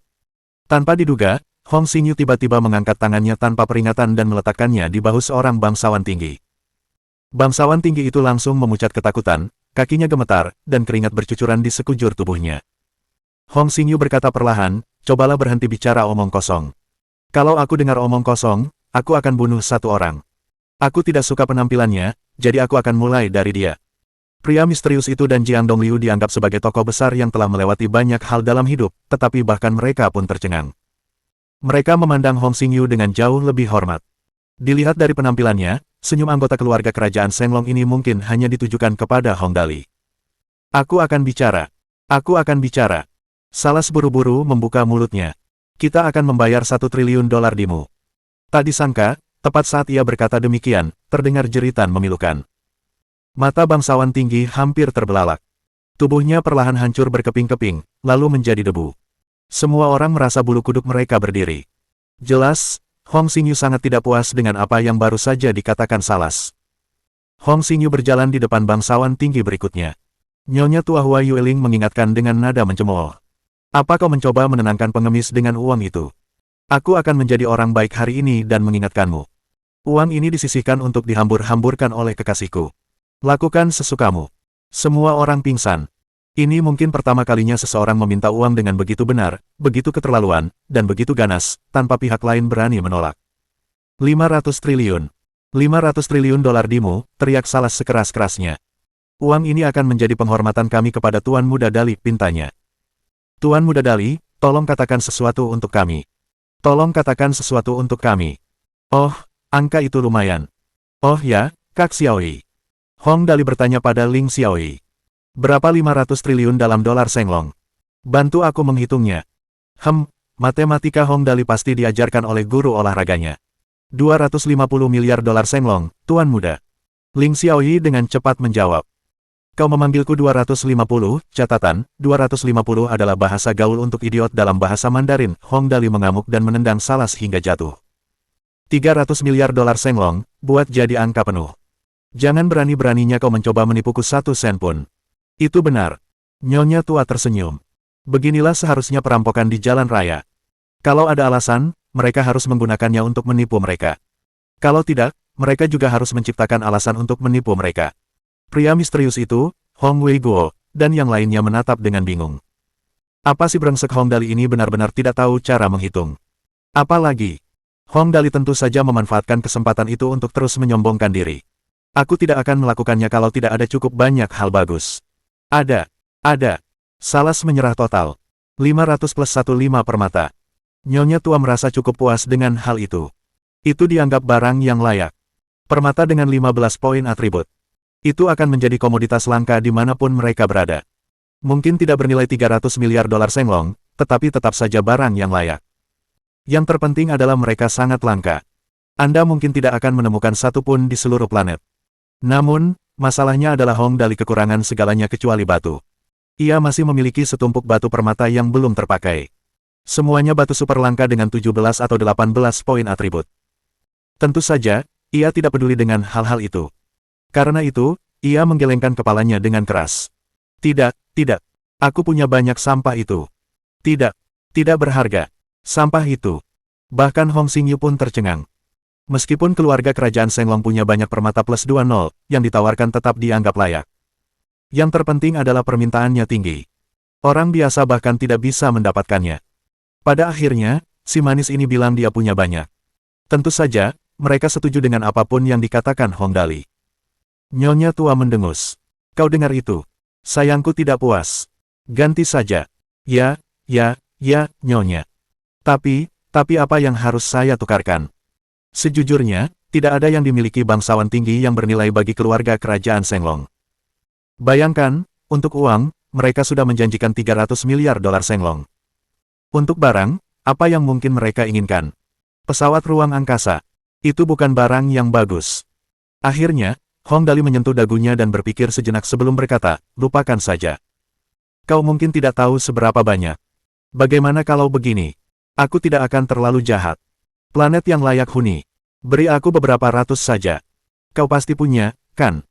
Planet kehidupan. Itu tidak berharga sama sekali. Salas langsung mengangguk. Ya. Tuan Muda Dali, kami akan memberimu 500 planet kehidupan. Kami akan memastikan semuanya memiliki lingkungan yang nyaman dan layak huni bagi manusia. Kau boleh melakukan apapun yang kau mau. Planet-planet itu akan ditempatkan tidak terlalu jauh dari Bima Sakti, demi kemudahanmu dalam mengelolanya. Selain hal lainnya, poin terakhir membuat Hong Dali sangat puas. Lebih dekat ke Bima Sakti. Dengan cara ini, akan lebih mudah baginya untuk memeriksa mereka di sepanjang perjalanan ketika ia kembali. Yang terpenting adalah bahwa Astral Senglong terlalu besar. Sektor bintang Dimu saja berisi lebih dari 2000 galaksi, dan terdapat lebih dari 2000 sektor bintang di Astral Senglong. Itu berarti lebih dari 4 juta galaksi. Setelah beberapa perhitungan, Bima Sakti setidaknya berjarak 1 juta tahun cahaya dari galaksi terdekat. Jika dihitung seperti itu. Baiklah, Hong Dali akhirnya mengerti apa arti angka-angka astronomi, ini benar-benar angka astronomi. Karena itu, Hong Dali kini cukup puas, yang terpenting adalah ia punya banyak ide untuk dieksekusi. Ia punya uang dan planet sekarang, satu-satunya yang ia butuhkan hanyalah waktu untuk pergi dan bermain. Dali, ada lagi yang kau inginkan? Nyonya tua Hua Yueling senang melihat mata Hong Dali berbinar. Kalau kau mau apa-apa, katakan saja. Bajingan-bajingan ini tak akan berani membantah. Ya. Kami pasti setuju. Kami pasti setuju. Salas mengangguk penuh semangat. Ia kini benar-benar mengerti. Hong Dali ini adalah kaisar kecil. Mereka hanya punya kesempatan untuk bertahan hidup jika mereka berhasil menenangkannya. Biasa saja.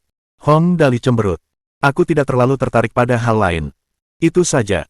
Ada sesuatu yang tidak ia katakan, bagaimana mungkin ia menyia-nyiakannya jika ia memiliki segalanya.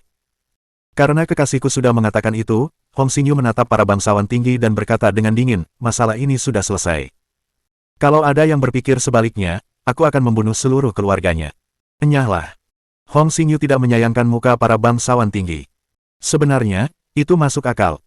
Sebagai anggota keluarga kerajaan Senglong, seorang bangsawan tinggi dari sektor bintang saja tidak cukup untuk menjamin reputasi.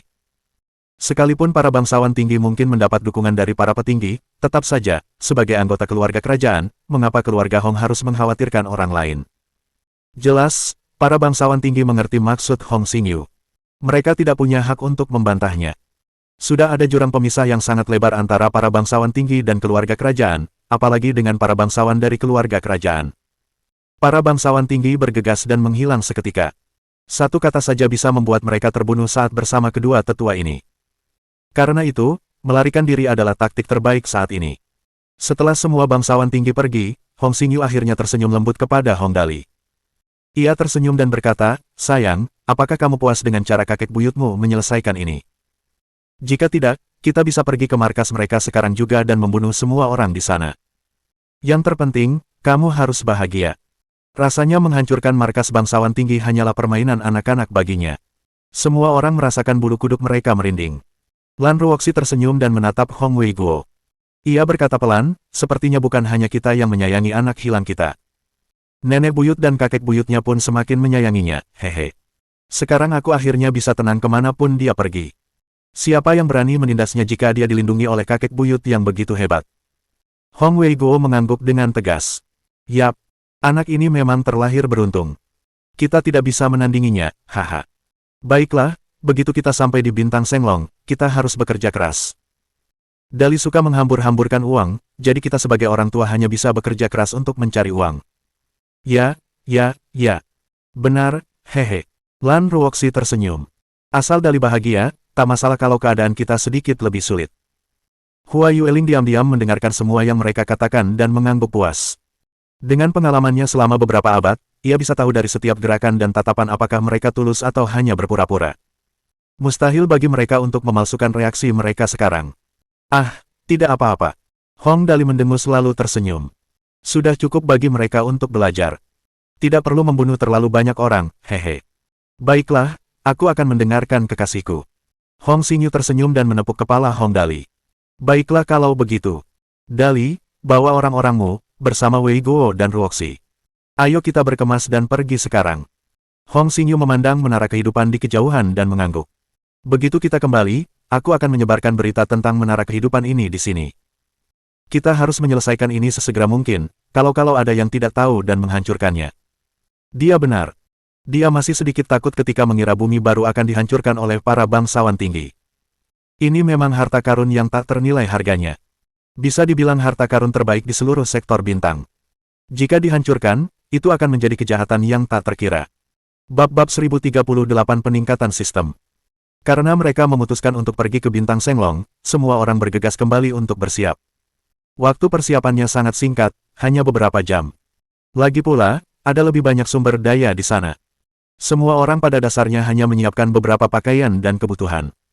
Hong Wei-Guo membawa Liu Yihui dan Mutai, Liu Mingxin dan Mu Zixiao, teman-teman baik Hong Dali, dan beberapa orang lainnya untuk menaiki pesawat ruang angkasa terlebih dahulu. Orang-orang ini akan menjadi tim utama pengembangan setelah mereka mencapai Bintang Senglong.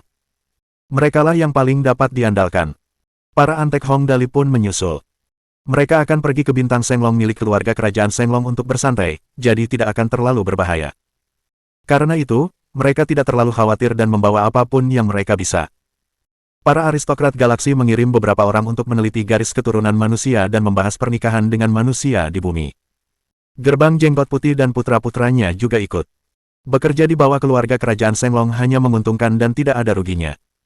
Sumber daya akan melimpah, dan Hong Dali pasti akan melindungi mereka. Akhirnya, anggota keluarga Hong lainnya tetap tinggal. Mereka menunggu perintah Hong Xingyu agar mereka dapat menikmati hidup di planet masing-masing. Tak lama kemudian, seluruh personel terkait menaiki pesawat ruang angkasa dan bersiap berangkat. Begitu mereka keluar dari atmosfer bumi, Hong Dali memandangi keempat wahana antariksa yang berbentuk seperti planet bulat raksasa. Ia benar-benar tercengang. Kakek buyut, apakah ini wahana antariksa tingkat sektor bintang yang lebih kuat daripada wahana antariksa tingkat bintang? Benar. Hong Xingyu mengangguk.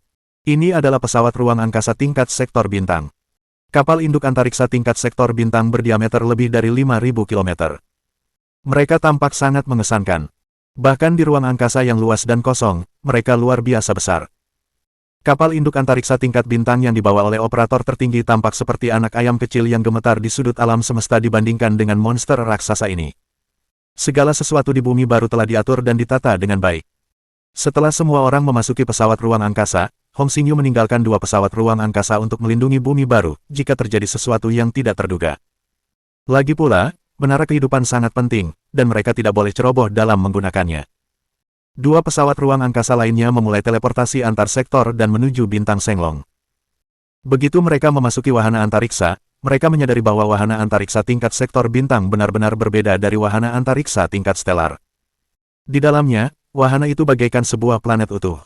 Ada gunung dan sungai, bahkan matahari buatan di tengahnya.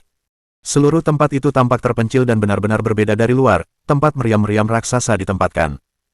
Desainnya sungguh sempurna. Bersiaplah. Kita akan segera memulai teleportasi antar sektor. Hong Xingyu membawa semua orang ke sebuah villa yang sangat indah di dalam pesawat ruang angkasa.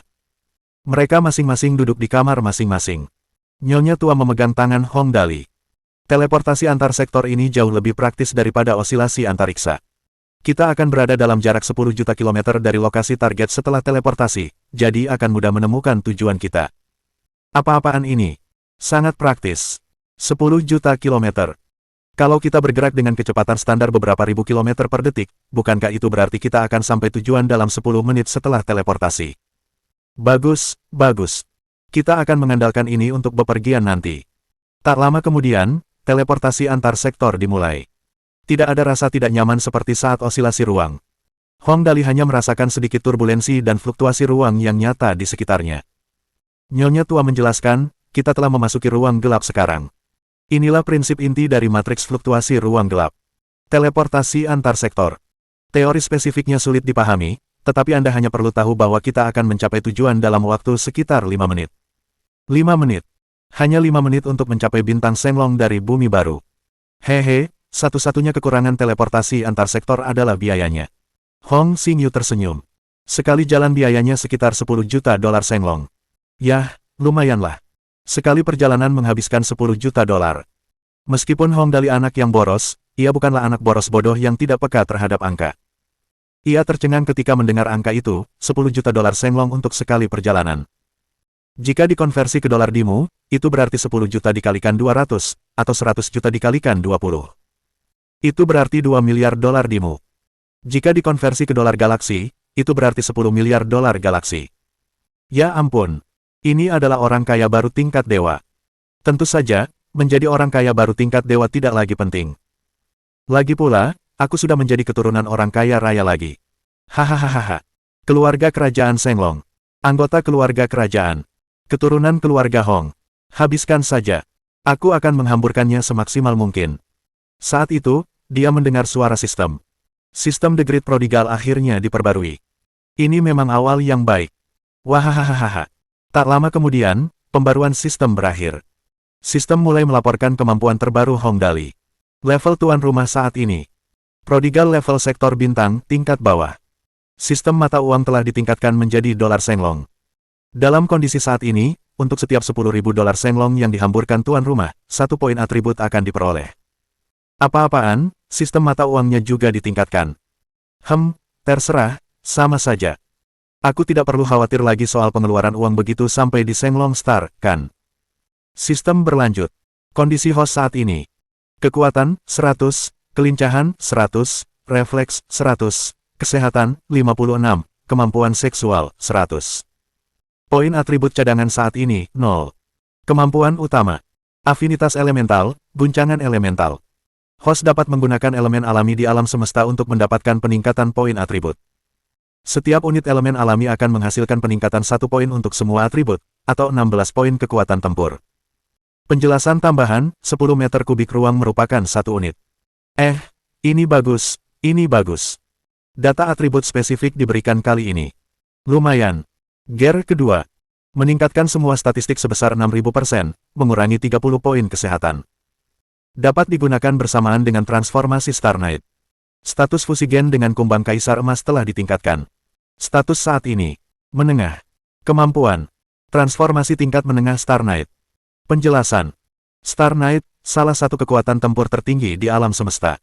Persyaratan poin kesehatan untuk transformasi tingkat menengah, 60. Setelah transformasi, semua atribut, 300.000.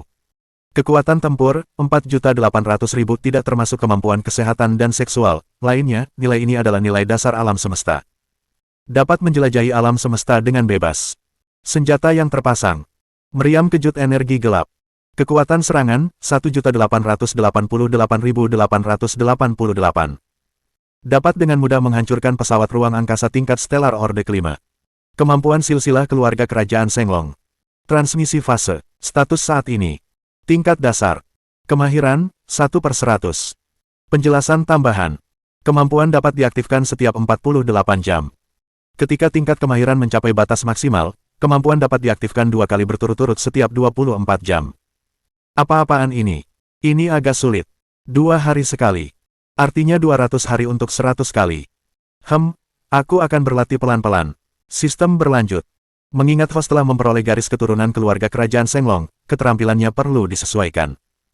Pemrosesan, penanaman, dan peningkatan sihir permata. Permata penanaman dengan plus 15 poin atribut dapat diproduksi untuk setiap 1 juta dolar Shenglong. Penjelasan tambahan, 1 poin atribut akan dikurangi.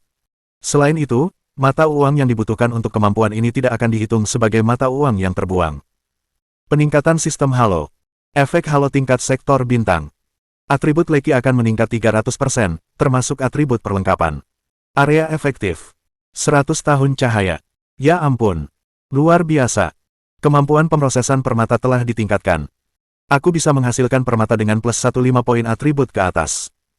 Hanya perlu 1 poin atribut. Leki haloku juga telah ditingkatkan.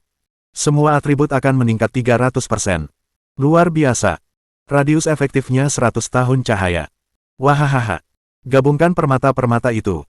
Aku harus menggabungkan permata-permata itu. Lagi pula aku kaya.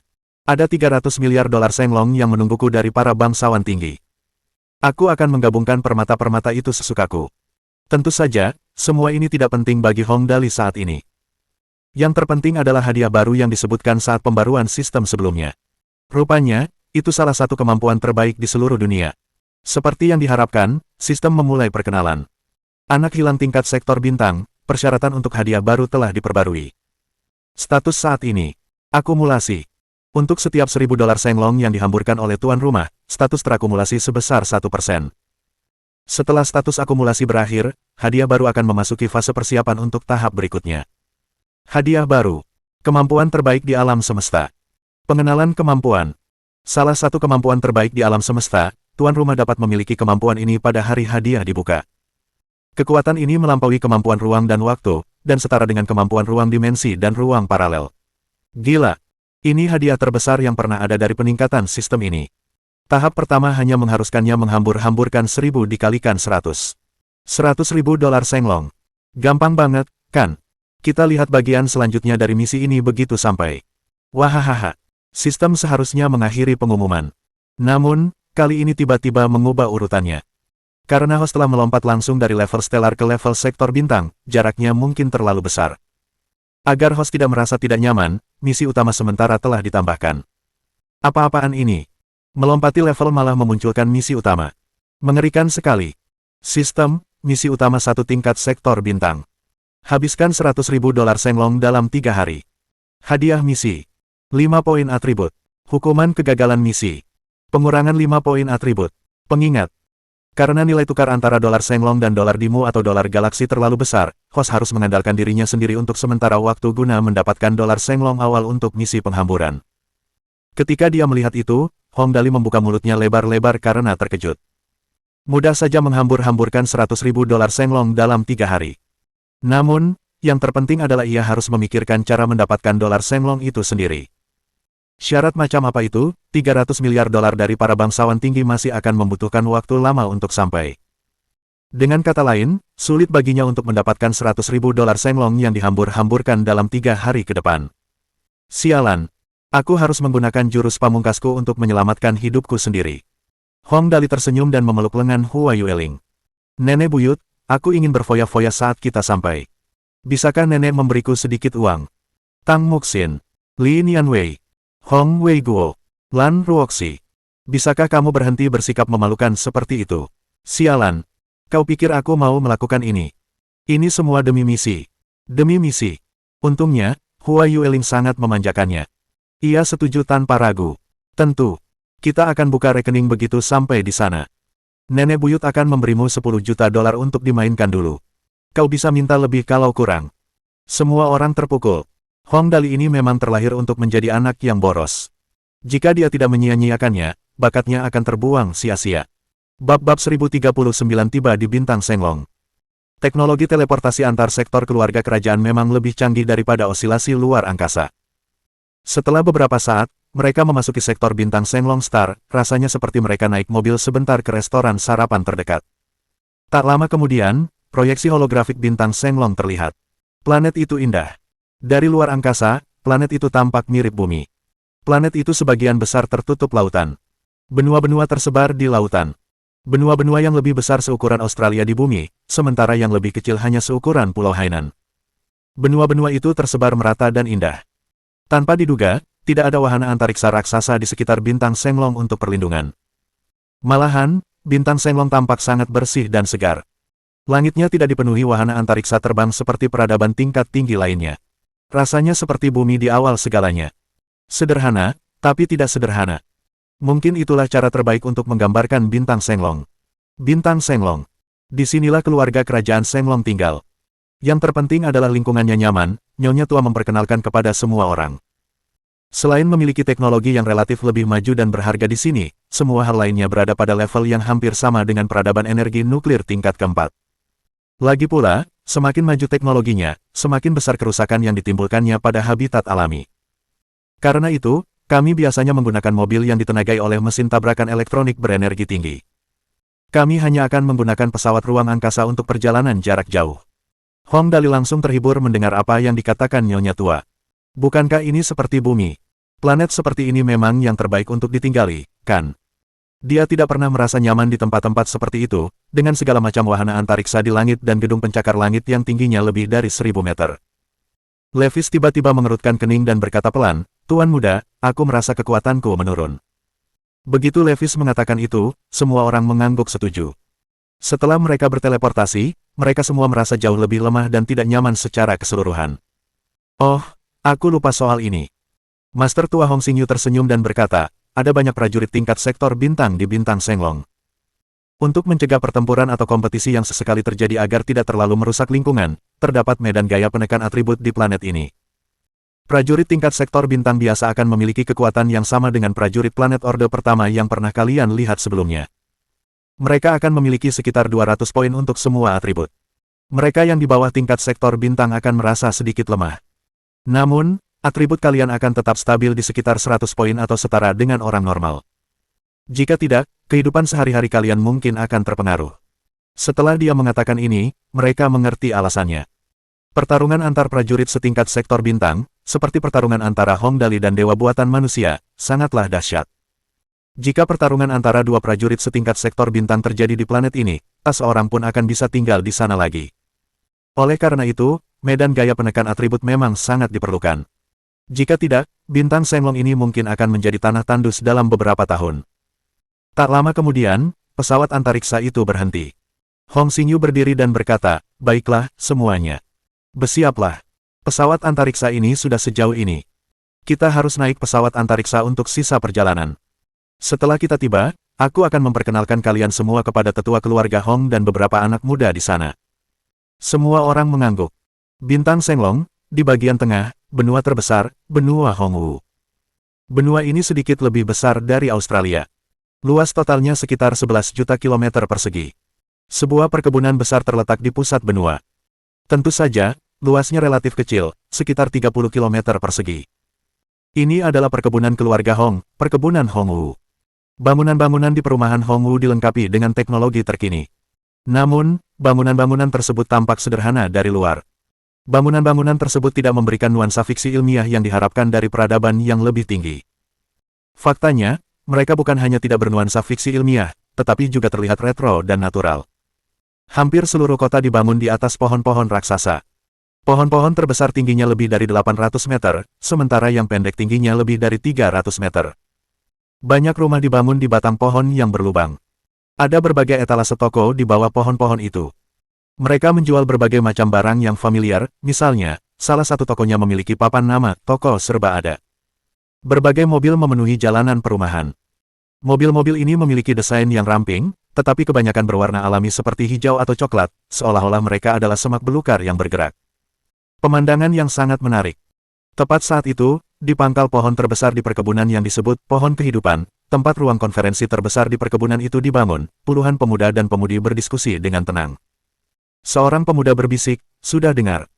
Rupanya kakek buyut menemukan keturunan kakek Hong Jun, nenek buyut dan kakek buyut langsung pergi menjemputnya. Melihat sudah lama sekali, seharusnya sudah waktunya mereka kembali."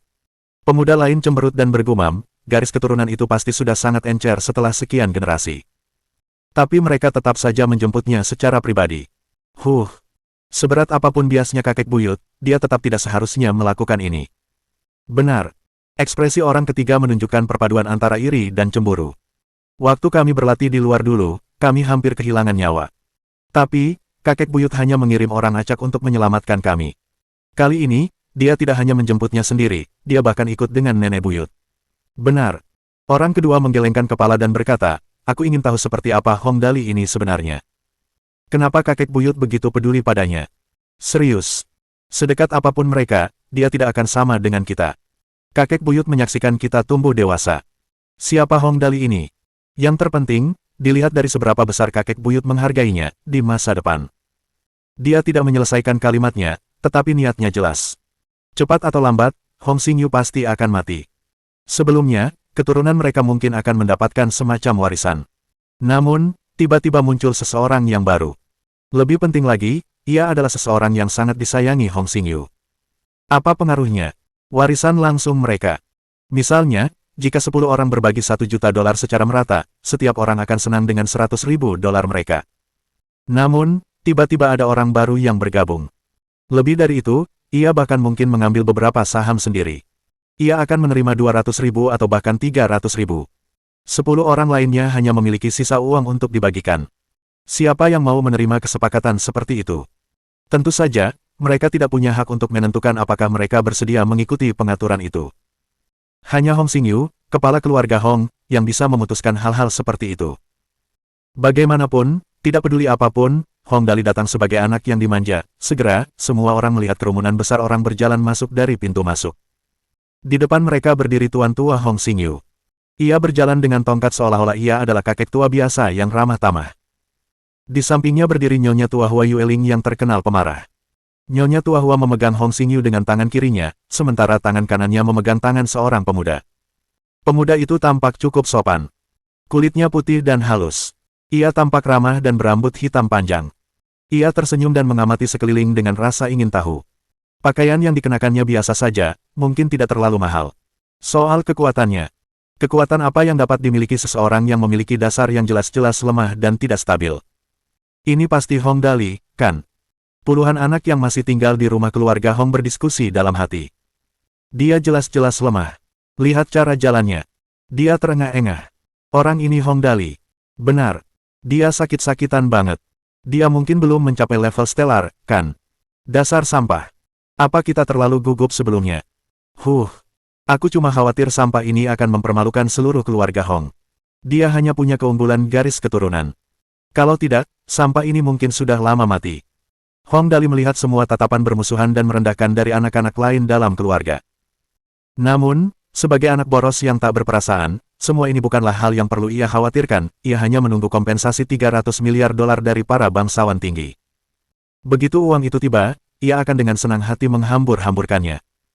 Soal drama antar keluarga, kecemburuan, iri hati, dan kebencian, apa hubungannya semua itu dengan dirinya? Aku anak boros, bukan politisi. Saat itu, Hong Weibo dan yang lainnya yang mengikuti di belakang Hong Xingyu mengerutkan kening dalam hati. Mereka harus bertahan hidup di masyarakat selama bertahun-tahun. Tentu saja, mereka tidak asing dengan kebiasaan orang-orang. Hanya dengan melihat tatapan anak-anak ini, Hong Weibo tahu apa yang mereka pikirkan. Tentu saja, karena mereka baru saja tiba, menjaga kerahasiaan adalah hal terpenting. Mereka berani mengejek Dali. Mereka semua akan menanggung akibatnya di masa depan. Tak lama kemudian, Hong Xingyu dan Hua Yueling membawa sisanya ke meja ketua di ruang rapat besar. Hua Yueling memegang tangan Hong Dali dan melirik tajam ke bawah. Ia duduk dan berkata perlahan, mengapa orang-orangnya begitu kecil? Di mana para tetua? Kekasihku ada di sini. Apa mereka bahkan tidak akan menunjukkan wajah mereka? Suatu ketika, seorang pemuda berjalan maju dan dengan sopan menjawab, Nenek buyut, para tetua telah memberitahu kami bahwa mereka sedang menyelesaikan beberapa urusan resmi. Mereka akan segera datang. Bajingan. Hua Yueling membanting meja dengan keras. Meskipun sistem peredam atributnya berfungsi, ia tetap menghancurkan meja konferensi di depannya hingga menjadi debu. Ia berkata dengan marah, kekasihku ada di sini. Apa ada yang lebih penting dari itu? Mereka punya waktu 5 menit. Kalau mereka masih belum datang, jangan salahkan aku kalau marah. Bab 1040 Putri Kecil Hua Xiangyu. Nenek moyang mereka ini sangat dominan, dan ia tidak suka orang-orang tidak patuh. Orang yang membalas pesannya sangat ketakutan hingga wajahnya memucat, lalu ia buru-buru menggunakan komunikatornya dan terhubung ke pihak lain. Tak lama kemudian, proyeksi holografik muncul di sisi lain komunikator, dan ia dengan cemas bertanya, apakah pihak kalian sudah siap? Nenek buyut sedang tidak senang sekarang. Ia bilang kalau kalian tidak datang dalam 5 menit, ia akan sangat marah. Mendengar hal itu, orang di seberang sana tampak tertegun sejenak sebelum menjawab, baiklah, kami akan segera sampai. Seketika seluruh ruang konferensi berubah menjadi sunyi senyap. Hong Weiguo dan Lan Ruoxi bertukar pandang. Sepertinya para tetua keluarga Hong ini berencana untuk sedikit menindas mereka. Hehe, sepertinya situasinya akan sangat menarik hari ini. Mereka penasaran apa yang akan dilakukan Dali. Waktu berlalu sangat cepat. 3 menit kemudian, terdengar suara dari luar dan sekelompok besar orang masuk. Orang yang memimpin rombongan itu adalah orang yang diproyeksikan di komunikator tadi. Begitu masuk, ia buru-buru menjelaskan, "Nyonya, kami sedang menangani beberapa masalah tadi, jadi kami datang agak terlambat. Mohon maaf." Yang lainnya menganggukkan kepala. "Petui, kau membuang-buang waktuku hanya karena omong kosong itu." Tatapan dingin melintas di mata Hua Yueling. Namun, hukum tidak akan menghukum mayoritas. Tidak pantas baginya untuk menghukum mereka semua, jadi ia hanya mengangguk dan berkata dengan dingin, "Cepat duduk." Dengan cepat, semua orang pun duduk. Setelah para tetua duduk, mata mereka semua tertuju pada Hong Dali, yang ditarik Hua Yueling ke sisinya. Mereka menatapnya sejenak, lalu mengerutkan kening. Setelah saling berpandangan, mereka hanya duduk diam tanpa berbicara sepatah kata pun. Hong Dali menatap mereka dan diam-diam tertawa dalam hati. Sepertinya mereka tidak terlalu ramah. Yah, wajar saja kalau pertengkaran seperti itu terjadi dalam keluarga besar. Aku akan coba-coba saja. Oke.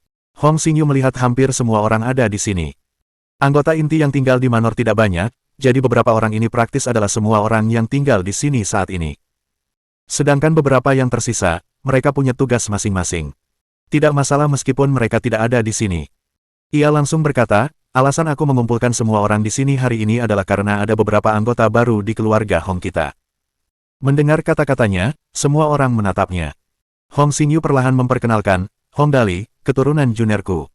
Tubuh anak ini tidak terlalu bagus, jadi ingat, siapapun yang berani mengganggunya, aku akan mematahkan kakinya." Semua orang menyapa serempak. "Salam, adik Dali." Ya, semua orang ini sangat berkuasa dan karenanya berumur panjang. Meskipun mereka mungkin terlihat muda, mereka semua sebenarnya jauh lebih tua daripada Hong Dali, jadi cukup tepat bagi mereka untuk memanggil Hong Dali sebagai adik kecil. Hong Dali berdiri, menyeringai, dan membungkuk, lalu berkata, "Halo semuanya. Namaku Hong Dali. Ini pertama kalinya kita bertemu, tolong jaga aku lain kali." Setelah memperkenalkan diri, ia kembali duduk. Saat itu, seseorang bertanya dengan rasa ingin tahu, "Adik Dali, apa yang biasa kau lakukan? Bagaimana kekuatanmu? Apakah kau sudah mencapai level stellar?" Mendengar kata-katanya, yang lain tertawa diam-diam. Orang yang tampak sakit-sakitan dan terengah-engah setiap beberapa langkah, bagaimana mungkin dia bisa selevel stellar? "Hah, hobiku." Hong Dali tersenyum polos dan menjawab, "Hobiku adalah menghambur-hamburkan, minatku adalah menghambur-hamburkan, dan yang biasa kulakukan juga menghambur-hamburkan. Aku akan menjadi orang yang paling boros di seluruh alam semesta, itulah mengapa kekuatanku hanya sangat rata-rata, aku bahkan belum mencapai level planet. Karena antek-antekku akan menyelesaikan semuanya untukku, hehe." Semua orang menatap dengan bingung setelah mendengar itu. Orang ini benar-benar bilang dia anak yang boros. Hobinya, minatnya, dan apa yang biasa dia lakukan adalah menghambur-hamburkan. Sebenarnya, jika Hong Dali mengatakan hal lain, mereka mungkin tidak merasakan sesuatu yang istimewa. Dalam situasi normal, Hong Dali seharusnya mengatakan sesuatu seperti, "Aku akan berlatih keras mulai sekarang untuk melayani keluarga," dan seterusnya, tetapi tidak ada yang menyangka dia akan mengatakan hal seperti itu. Karena itu, beberapa dari mereka tak kuasa menahan tawa. Bahkan beberapa anggota perempuan juga mengerutkan kening dan menggelengkan kepala tanpa daya. Awalnya, dengan bagaimana Nyonya Tua memuja Hong Dali, gadis-gadis ini setidaknya harus menunjukkan sedikit persahabatan mereka kepada Hong Dali. Namun sekarang, bagi mereka berada di level yang berbeda dengan Hong Dali. Di masa depan, Hong Dali mungkin akan menjadi semakin biasa dan akhirnya mati seperti orang normal. Bagi mereka adalah putri-putri surga, masa depan mereka tak terbatas. Tapi jelas saja, suasana hati Nyonya Tua sedang tidak baik hari ini. Dengan bunyi, swoosh, ia berubah menjadi kilatan cahaya dan langsung muncul di hadapan anggota pria yang tertawa paling keras tadi. Wajahnya kini sedingin es, ekspresinya begitu gelap hingga kegelapan itu hampir menebal menjadi tetesan air. Anggota laki-laki itu langsung terkejut setengah mati. "Pak!" Dengan suara nyaring, Nyonya Tua menamparnya di depan semua orang dan berkata dengan suara berat, "Bajingan kurang ajar, apakah kekasihku seseorang yang bisa kau tertawakan?" Semua orang terkejut. Awalnya mereka berencana menonton pertunjukan yang bagus, tetapi sekarang mereka semua tercengang. Para tetua bahkan sudah mati rasa. Meskipun Nyonya Tua biasanya sangat pemarah, dia tidak akan memukul seseorang secara langsung seperti hari ini. Tampaknya Hong Dali ini memang mendapatkan perhatiannya. Sebenarnya, Hua Yueling juga melakukan ini untuk memperingatkan yang lain. Jika dia tidak mengungkapkan sikapnya dengan jelas hari ini, siapa yang tahu apa yang akan dilakukan para bajingan itu lain kali. Dia harus mencegah hal seperti ini terjadi. Kalian semua, dengarkan baik-baik. Hua Yueling melihat sekeliling dan berkata dengan dingin, mulai sekarang, Dali adalah saudaramu, dan juga anak kesayanganku. Siapapun yang berani berkomplot melawannya atau melakukan apapun lain kali, jangan salahkan aku karena tidak menunjukkan belas kasihan. Semua orang terdiam dan tidak berani mengabaikan Hong Dali lagi. Kadang-kadang, itu juga merupakan kemampuan untuk mendapatkan perhatian seseorang sampai pada titik tertentu. Puff! Di antara mereka, seorang gadis yang tampak agak centil tiba-tiba mendesah pelan. Sepertinya dengan Hong Dali di keluarga mereka, hari-hari mereka selanjutnya tidak akan membosankan lagi. Dengan penampilan nyonya tua hari ini, sepertinya bahkan jika Hong Dali menyia-nyiakannya, tidak ada yang berani menghentikannya. Namun, bukankah ada pepatah yang mengatakan semakin tinggi seseorang memanjat, semakin keras ia jatuh? Setelah mendapat bantuan nyonya tua Hong Dali ini, ia mungkin akan dimakan habis oleh anggota lain. Adegan itu memasuki momen canggung, karena tidak seorang pun tahu apa yang harus mereka katakan pada saat seperti itu. Namun, tepat pada saat itu, pintu tiba-tiba terbuka dan terdengar suara lembut, "Nenek buyut, ku dengar Hong Dali akan datang hari ini." Suara gadis itu terdengar sangat merdu, begitu halus. Suasana canggung langsung mereda dan tatapan semua orang beralih kepadanya. Gadis itu mengenakan gaun merah muda terang. Ia melangkah masuk dengan elegan, wajahnya yang mungil tampak cukup muda, tetapi hal itu tidak menurunkan peringkatnya secara keseluruhan. Gadis muda itu memiliki ekspresi datar, tampak seperti teratai salju di gunung yang dingin. Meskipun ia tersenyum tipis, ada sedikit rasa jarak antara dirinya dan orang lain. Gadis muda ini sangat cantik, tetapi ia sudah mulai mengembangkan temperamen yang halus. Hal ini membuat orang lain penasaran akan betapa cantiknya ia nanti saat dewasa. Dari segi penampilan dan temperamen, gadis muda ini sama sekali tidak kalah dari Tang Muxin dan Lin Yanwei. Pantas saja semua pria menatapnya dengan tatapan fanatik. Haha, Xiang Yuku ada di sini. Melihat gadis muda ini, Hua Yueling tersenyum tipis dan berkata, ayo, kakak Dalimu baru saja tiba. Aku hanya penasaran di mana kau tadi. Apa ada yang menghalangimu? Mendengar namanya, Hong Dali dan yang lainnya saling berpandangan diam-diam. Nama gadis muda ini secantik penampilannya. Selain itu, dari cara Hua Yueling memandangnya, mereka dapat melihat bahwa nyonya tua juga sangat memujanya. Gadis muda itu mengangguk pelan, lalu menatap ke arah panggung dan segera melihat Hong. Ia mengulurkan tangan seputih saljunya dan melambaikan tangan pelan, lalu tersenyum dan berkata, "Halo, Saudara Dali, nama saya Hua Xiangyu. Ini pertama kalinya kita bertemu, mohon jaga saya mulai sekarang." Meskipun ia hanya menyapa dengan lembut, para pria lainnya tampak tersihir dan menelan ludah tak terkendali. Namun, mata mereka kini dipenuhi rasa iri dan cemburu yang semakin menjadi-jadi saat menatap Hong Dali. Kenapa? Kenapa Hong Dali yang tak berguna ini bisa mendapatkan perlakuan istimewa dari Hua Xiangyu? Kenapa? Tak heran mereka begitu iri. Hong Dali memang tidak mengerti Hua Xiangyu, tapi mereka mengerti. Faktanya, 80% percakapan di antara para pria itu biasanya tentangnya. Hua Xiangyu, 16 tahun, adalah jenius nomor 1 di generasi muda keluarga Hong. Di usia muda, ia sudah menjadi prajurit tingkat stelar tingkat 5. Ia mungkin terlihat sangat lemah dan lembut, tetapi sebenarnya, ia hampir menjadi prajurit tingkat sektor bintang. Hong Xingyu dan Hua Yueling telah menghabiskan sumber daya yang tak terhitung jumlahnya untuknya. Jika sumber daya itu dikonversi menjadi uang, jumlahnya akan sangat tinggi. Bahkan Hua Yueling pun sangat puas dengannya. Ia tersenyum dan berkata, "Xiangyu kecil, kulitmu terlihat cukup bagus hari ini. Apakah kamu mengalami kemajuan lagi hari ini?" "Yap." Hua Xiangyu mengangguk. "Aku sudah memasuki level sektor bintang kemarin. Nenek buyut, kapan kau akan memberiku batu jiwa bermutu tinggi? Aku hanya kekurangannya sekarang." Tingkat sektor bintang. Hua Xiangyu sudah memasuki tingkat sektor bintang. Benarkah? Seperti dugaannya, Hua Yueling pun terkejut. Memasuki level sektor bintang di usia 16 tahun, kau sudah menjadi orang nomor 2 di keluarga Hong kami selama 500 tahun terakhir. Bakatmu bahkan setara dengan juniorku. Sayang sekali. Saat ia berbicara sampai di titik ini, pikirannya melayang lagi. Hua Xiangyu menjabat tangannya dan berkata, "Nenek buyut, jangan sedih. Bukankah kakak Dali ada di sini sekarang? Bakatnya juga pasti sangat bagus." Mohon dukungan dari omom ante-ante sekalian, buat subscribe atau sharekan novel Mimin ke Facebook kalian, agar channel Mimin bisa terus berkembang. Dengan begitu, Mimin bisa lebih semangat untuk up novel seru lain ke depannya. Sekiranya ada kebutuhan buat subbag, silakan inbox Mimin atau tuliskan di kolom komentar. Mimin dulukan dengan ucapan terima kasih.